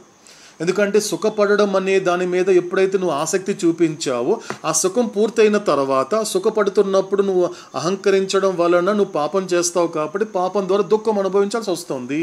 కాబట్టి సుఖపడుతున్నప్పుడు నీకున్నటువంటి ప్రిపరేషన్, దుఃఖపడడానికి ప్రిపరేషన్ మాత్రం నీకు ఉండదు. కాబట్టి సుఖపడడానికి మాత్రం రెడీగా ఉంటావు తప్ప దుఃఖపడడానికి మాత్రం రెడీగా ఉండవు. సుఖపడుతున్నప్పుడు ఏది కంప్లైంట్ చేయవు, అందరిని స్తుతిస్తూ ఉంటావు. చాలా నేను గొప్పవాడిని, నా అంత గొప్పవాడు ఎవరు లేరు అంటావు. దానివల్ల ఏం చేస్తావు? అనేక రకాల పాపాలు చేస్తావు, నలుగురిని ఇబ్బంది పెడతావు, నలుగురిని బాధ పెడుతూనే ఉంటావు. అలా దాని ఏమైపోతుంది? దాని వలన కూడా పాపాన్ని మూట కట్టుకోవడం వలన తద్వారా నువ్వు దుఃఖాన్ని అనుభవించాల్సి వస్తుంది. కాబట్టి ఈ విధమైనటువంటి, అందుకే అవుతాడు స్పష్టంగా చెప్పాడు, దీని సమతుల్యాన్ని పాటించాలి. అలా పాటించేవాడు కేవలము ఆధ్యాత్మికంగా ఉన్న సాధకుడు మాత్రమే. సమతుల్యత అంటే ఏంటి? స్థిత ప్రజ్ఞత అంటాడు భగవద్గీతలో శ్రీకృష్ణుడు. స్థిత ప్రజ్ఞత. ఈ అవతాడు ఎదురుకు వచ్చేసరికి మెహర్ బాబు ఏమన్నాడంటే ఇట్స్ స్టేట్ ఆఫ్ పాయిజ్ అన్నాడు. POISE. పాయిజ్ అండి. కొంచెం ఆ మాట వినడంలో కొంచెం జాగ్రత్తగా ఉండాలి. పాయిజన్ కాదండి, పాయిజ్. POISE. పాయిజ్ అంటే స్థిత ప్రజ్ఞత. ఆ పాయిజ్ స్టేజ్కి వచ్చేసావంటే మాత్రం nothing excites you, nothing disturbs you. నేను ఏది ఎక్సైట్ చేయదు, నేను ఏది కూడా డిస్టర్బ్ చేయదు. అటువంటి ఒక స్థిత ప్రజ్ఞత స్థితిలో ఉంటావు. కానీ ఇప్పుడు అలాంటి సమయం ఇతనికి వచ్చింది. ఉన్నాడో లేదో చూద్దాం. సో కొనసాగించాలి. కానీ తన ఆధీనంలో ఉన్న శక్తి యొక్క బ్రహ్మాండమైన అంశాల మధ్య సమతుల్యాన్ని సాధించాలి. తన శక్తులను ప్రపంచ శ్రేయస్సు కోసం వినియోగించడం లేదా వినాశకర ఫలితాలను కలుగచేసేలా దుర్వినియోగం చేయడం లేదా తన శక్తులను అస్సలు వినియోగించకుండా ఉండడం అనేది అతడి చేతుల్లో ఉంటుంది. 3 మార్గాలు చెప్పాడండి అవుతాడు. అతని సైంటిస్ట్ పరిస్థితి ఏంటి అన్నప్పుడు 3 మార్గాలు చెప్పాడు. ఏ మార్గాలు చెప్తున్నాడు? ఫస్ట్ ఏంటి అంటే తనకున్నటువంటి శక్తులని ఒక ప్రపంచ శ్రేయస్సు కోసం, మంచి కోసం వాడడం అనేది ఒకటి చెయ్యాలి. లేకపోతే వినాశనాన్ని సృష్టించవచ్చు, ప్రళయాన్ని సృష్టించవచ్చు. అందరూ ప్రశాంతంగా ఉండడానికి తనకున్న శక్తిని వినియోగించవచ్చు, అదేవిధంగా ప్రళయాన్ని సృష్టించడానికి కూడా వినియోగించవచ్చు. అసలు ఈ రెండిటి జోలికి వెళ్ళకుండా ఉండొచ్చు. 3 రకాలైనటువంటి మార్గాలు చూపించాడు భగవంతుడు. అంటే ఆ స్థిత ప్రజ్ఞత ఉన్నటువంటి పరిపక్వతను బట్టి ఆధారపడి ఉంటుంది. అతడికి స్థిత ప్రజ్ఞత లేదనుకోండి, వెంటనే ఏం చేస్తాడు? తన కోసం, తన తృప్తి పరచడం కోసం ఏదైనా చేసేస్తాడు. కాదు, ఇది కాదండి, ప్రపంచ శ్రేయస్సు కోసం కాదండి, ఇలా కొంతమంది ఇబ్బంది కలిగినా పర్లేదు, కానీ మనం బాగుండడానికి కూడా వినాశనమైన పర్లేదండి అని ప్రయోగిస్తాము. మనం చూస్తున్నాం ప్రపంచంలో కొన్ని న్యూక్లియర్ బాంబులు కానివ్వండి, ఇదంతా దేనికి సంబంధించింది? ప్రపంచ శ్రేయస్సు కోసమా? కాదు, అతడి ద్వేషం కోసము నలుగురిని నాశనం చేసేటువంటి వినాశకరమైనటువంటి ఫలితాలు అవన్నీ కూడా. ఒక న్యూక్లియర్ బాంబు కావచ్చు, అలాగే అనేక రకాలు ఉన్నాయి మనకి ప్రపంచంలో చూస్తే, అనేక విషయాలు ఉన్నాయి. కానీ రెండిటి జోలికి వెళ్లకుండా ఉన్నటువంటి వాడు నిజానికి స్థితప్రజ్ఞత ఉన్నాడు. ఏం చేస్తాడంటే ఈ రెండిటి జోలికి వెళ్లకుండా అలాగా దేనిని వినియోగించకుండా తన స్థితిలో తాను ఉంటాడు.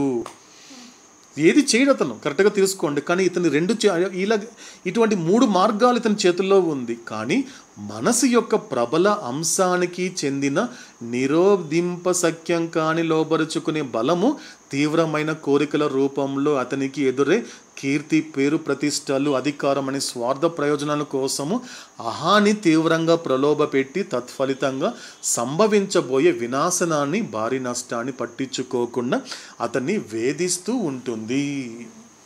అది ఎప్పుడు దేని ఫోకస్ చేస్తుంది ప్రపంచంలో?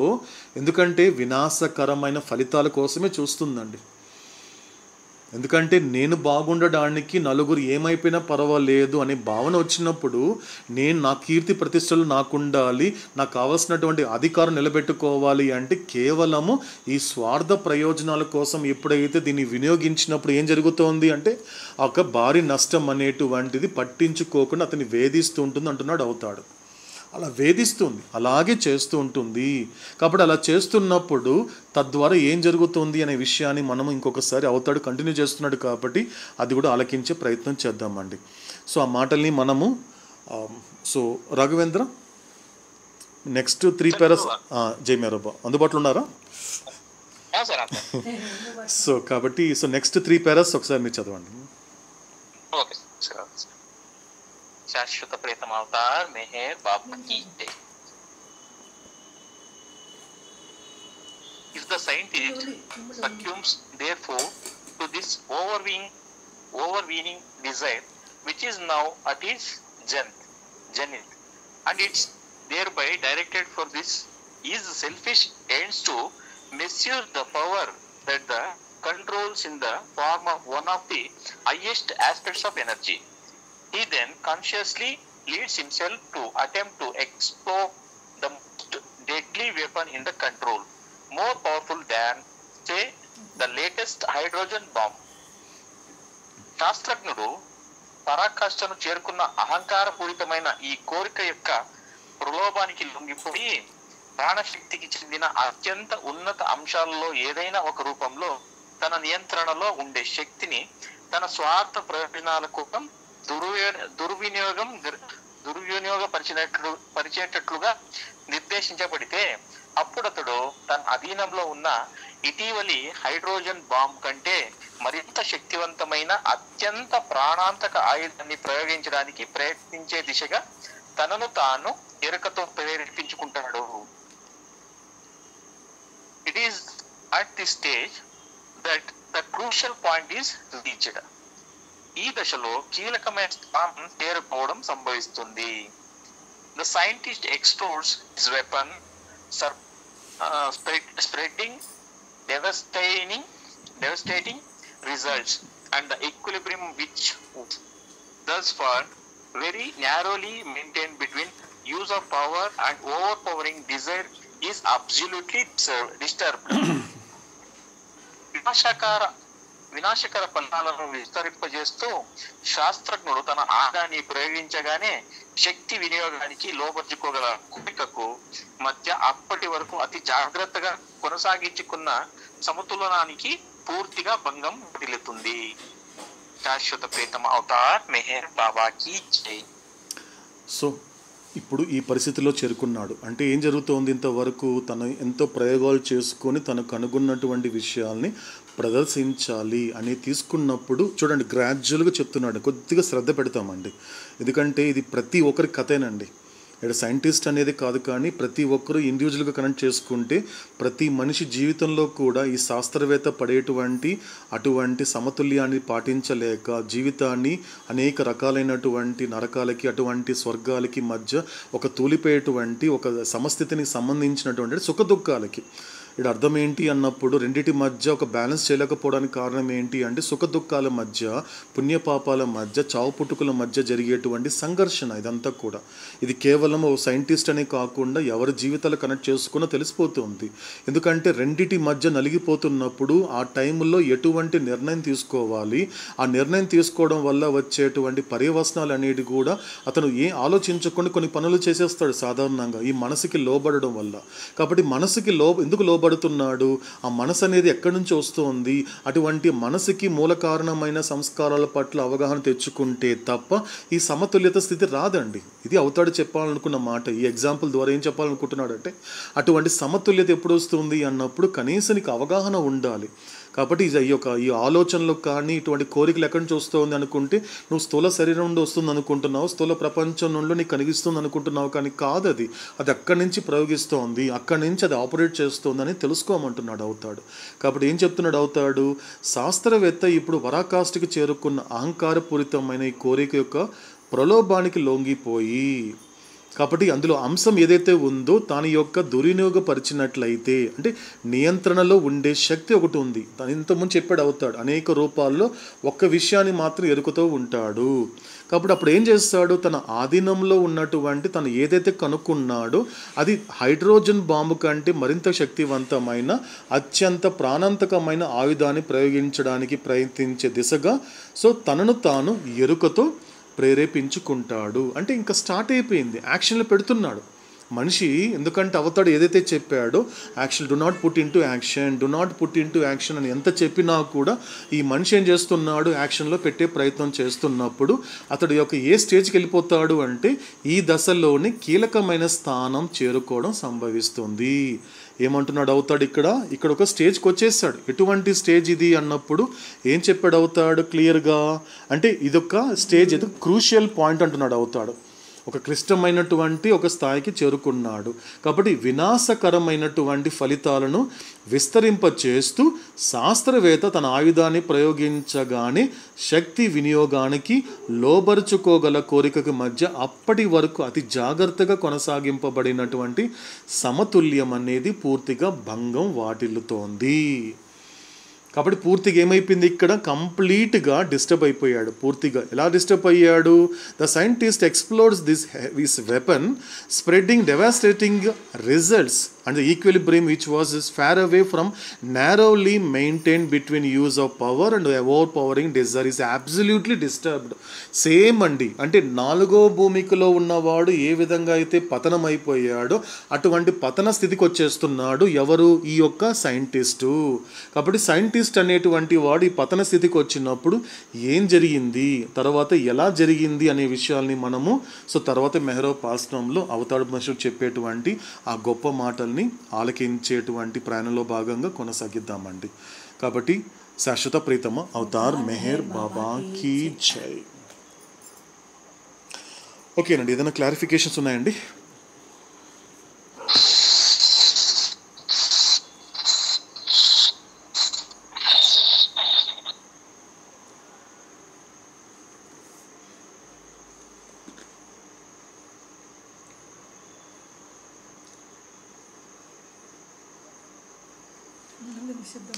ఓకేనండి, క్లారిఫికేషన్ లేకపోతే మన యొక్క షెడ్యూల్ని మనం కంటిన్యూ చేద్దామండి.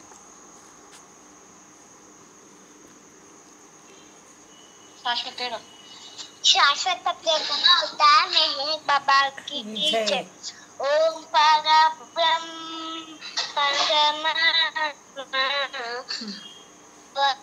స్వామి బాకి జై పరబ్రహ్మ పరమాత్మ స్వామి బాబాకి జై ఓం బాబాకి జై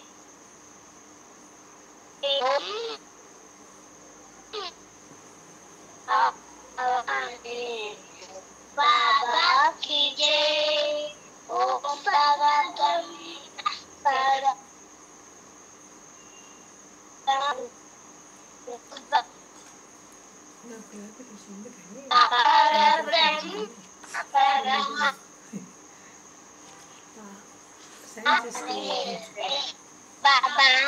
जय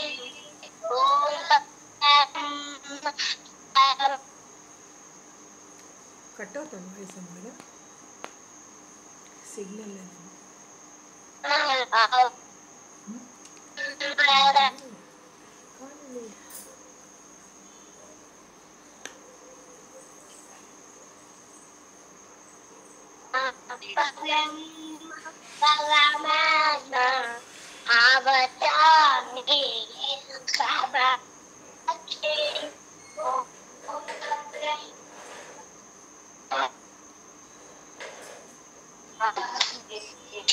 बाबा की जय ओम परब्रह्म परमात्मा अवतार बाबा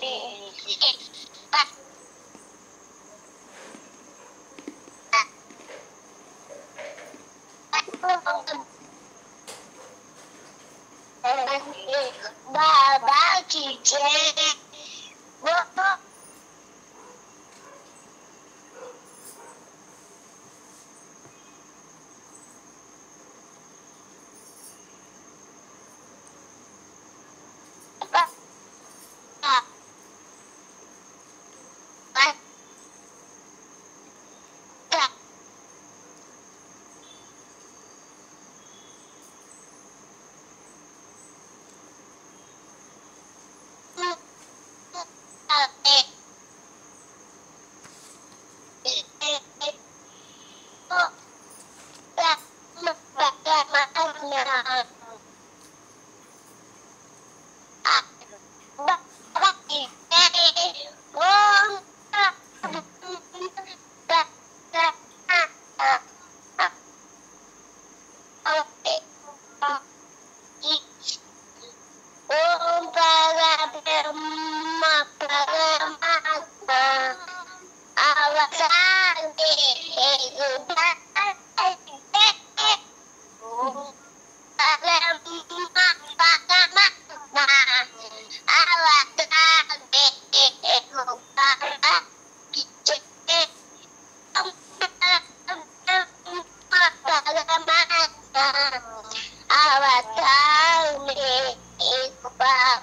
की जय ओम परब्रह्म परमात्मा अवतार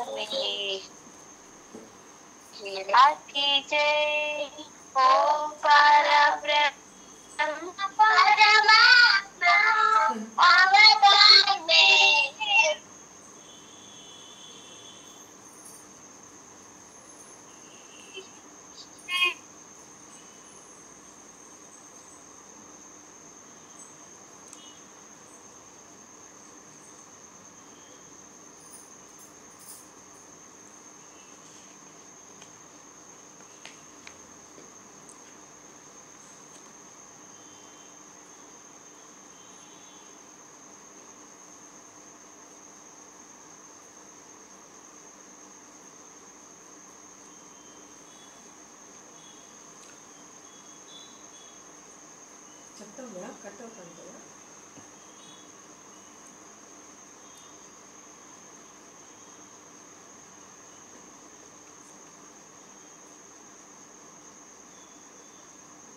శాశ్వత ప్రీతమ అవతార్ మెహర్ బాబా కీ జై అని నా ఆరతి చేసేదా అని.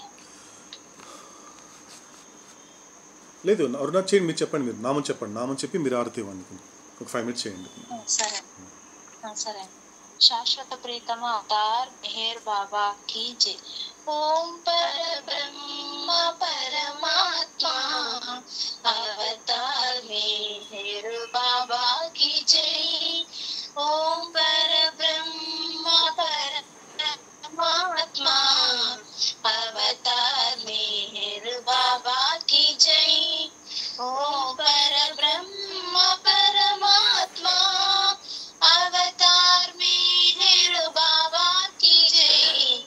ఓం పరబ్రహ్మ పరమాత్మా అవతార్ మెహర్ బాబా కీ జై. ఓం పరబ్రహ్మ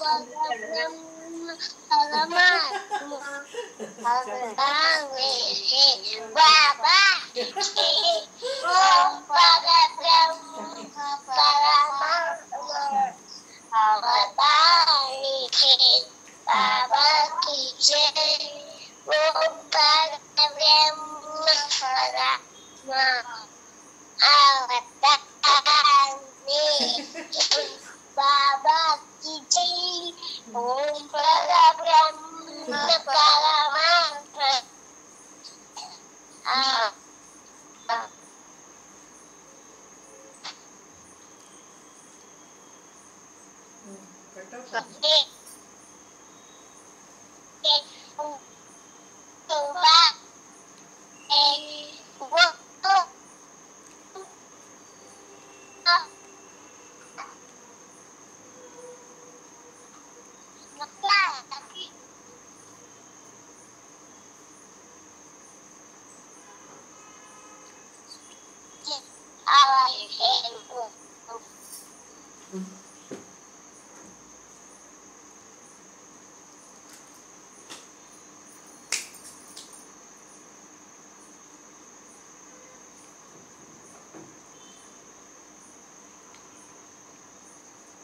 ఎవరైనా స్టాప్ చేస్తుంది అని చెప్తాను.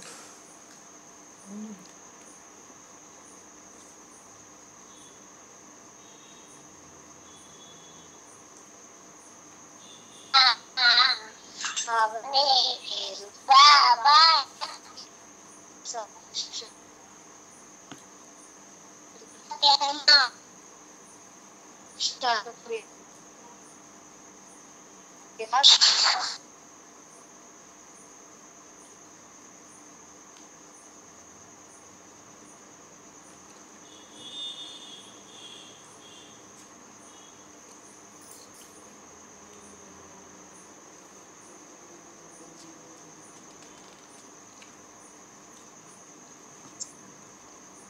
శాశ్వత ప్రియతమ అవతార్ మెహర్ బాబా కీ జై.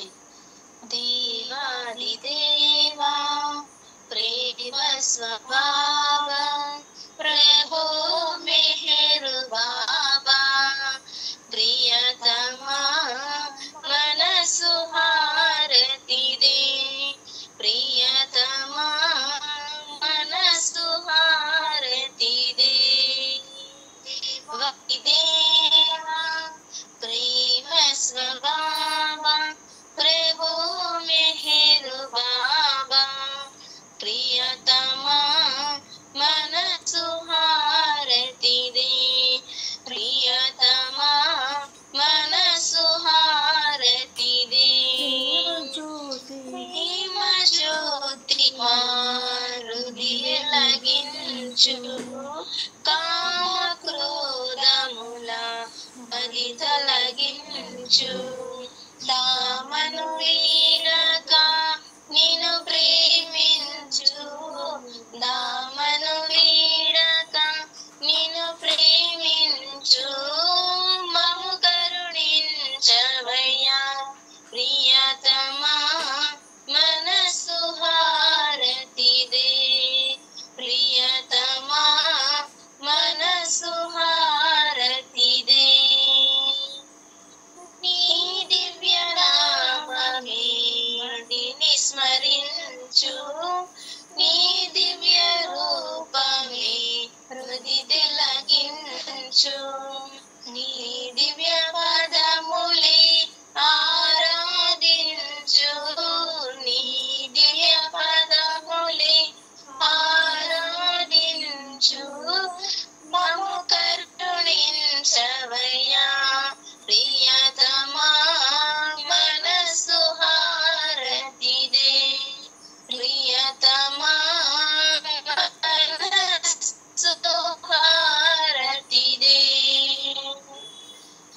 అహంకారము హారతి కాగా అహంకారము హారతి కాగా ఇహమే పరమై ప్రకాశించగా ఇహమే పరమై ప్రకాశించగా పారిశరణు సాయుధ్యము పొందగా పారిశరణు సాయుధ్యము పొందగా మము కరుణించవయ్యా ప్రియతమా మనసు హారతిదే ప్రియతమా మనసు హారతిదే దేవాదిదేవా ప్రేమ స్వభావ ప్రభు మెహర్ బాబా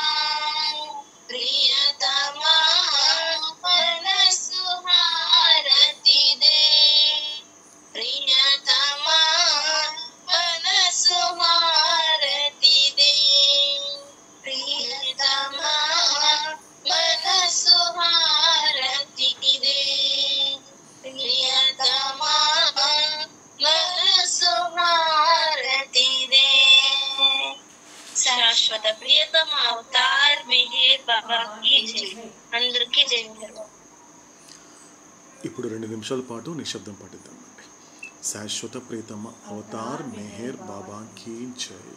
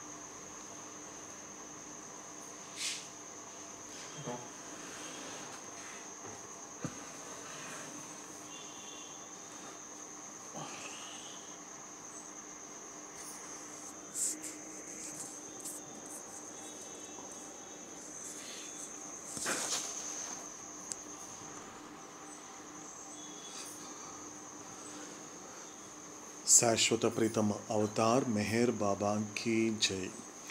ఇదండి ఇప్పటి మెహరోపాసనము. సో తర్వాత మెహరోపాసనంలో అవతాడు చెప్పబోయేటువంటి మరికొన్ని గొప్ప విషయాల్ని ఆ వాక్యాలకి ఆధీనమవుతూ శ్రద్ధగా ఆలకిస్తూ ఎరుకతో నిత్యంగా నిరంతరాయంగా ఈ మెహరోపాసనమును కొనసాగిస్తూ సహకరించని స్థూల సంస్కారాలని సహకరింపచేసుకునే ప్రయత్నం చేద్దాం.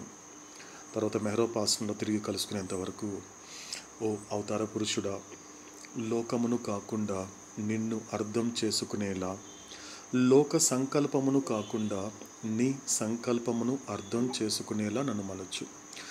శాశ్వత ప్రియతమ అవతార్ మెహర్ బాబా కీ జై. ఒక్క నిమిషం అండి, ఒక్క నిమిషం. సో ఎందుకంటే మనకు అవతాడు అవకాశం ఇచ్చాడు కాబట్టి కొద్దిగా క్లారిఫికేషన్ లేకపోయేసరికి, సో ఈరోజు మనకి పెండింగ్ పోస్ట్ పోన్ చేసినటువంటి పాటని మనం చేసుకుందామండి, ఏం పర్వాలేదు. జస్ట్ రాఘవేంద్ర ఎలాగో అందుబాటులో ఉన్నారు కాబట్టి అది పోస్ట్ పోన్ అవసరం లేకుండా, సో రాఘవేంద్ర చేత మనం ఆ పాట ఆలకించిన తర్వాత మనం కంక్లూడ్ చేద్దామండి. రాఘవేంద్ర కంటిన్యూ అండి. ఏమో సార్ ఏమో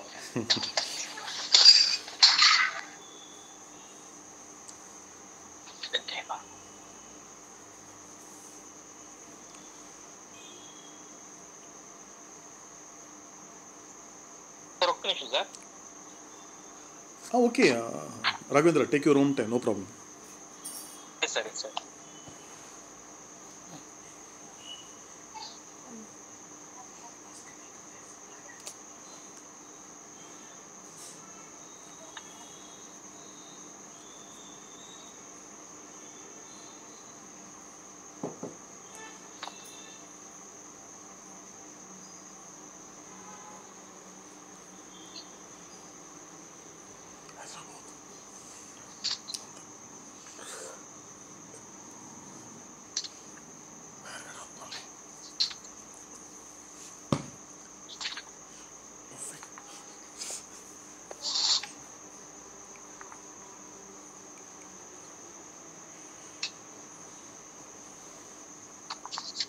शाश्वत प्रीतम अवतार मेहर बाबा की जय.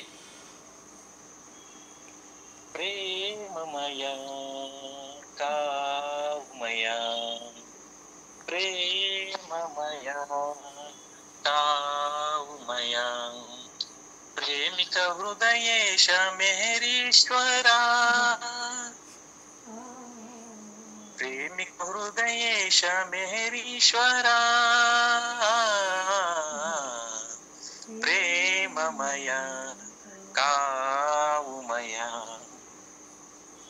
देवादिदेव दया सागरा दिव्यावतार पराकेलरा देवादिदेव दया सागरा दिव्यावतार पराकेलरा पाप पंकिलमु ఈ జగము పాప పంకిలము ఈ జగము పాలింపరావేల పరమేశ్వర ప్రేమమయ కావుమయ ప్రేమమయ కావుమయ కలుషితములను బాపు కరుణాకర నిరతంబు నిను గొల్చు వరమీయరా కలుషితములను బాపు కరుణాకర నిరతంబు నిను గొల్చు వరమీయరా ఉభయతారకం నీ నామం ఉభయతారకం నీ నామం అభయమీయర శుభంకర ప్రేమమయ కావుమయ ప్రేమమయ కావుమయ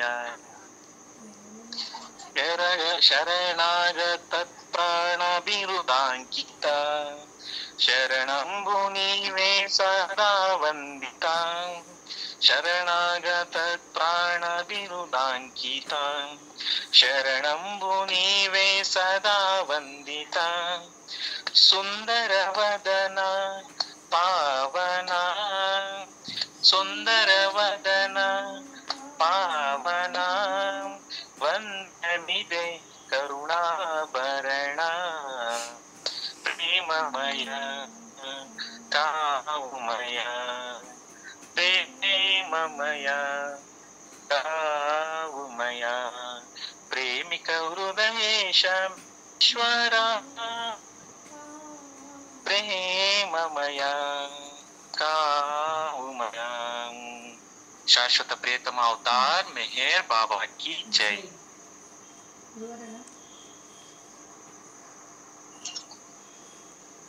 సో దీనికి సంబంధించినటువంటి వివరణ మనకి రాఘవేంద్ర యాజ్ యూజువల్గా మనకి నెక్స్ట్ టైం ఇస్తారు మనకి. సో ఆ వివరణ కూడా మనం ఆలకించే ప్రయత్నం తర్వాత మేరోపాసనలో చేద్దామండి. ఓకేనండి. ఓ అవతార పురుషుడా, లోకమును కాకుండా నిన్ను అర్థం చేసుకునేలా లోక సంకల్పమును కాకుండా నీ సంకల్పమును అర్థం చేసుకునేలా నన్ను మలుచు. శాశ్వత ప్రీతమ అవతార్ మెహర్ బాబా కీ జై. शाश्वत प्रियतम अवतार मेहर बाबा की जय. अवतार मेहर बाबा की जय. जय जय वरुण. శాశ్వత ప్రియతార్ బాబా కీ జై. అందరికీ జై బాబా.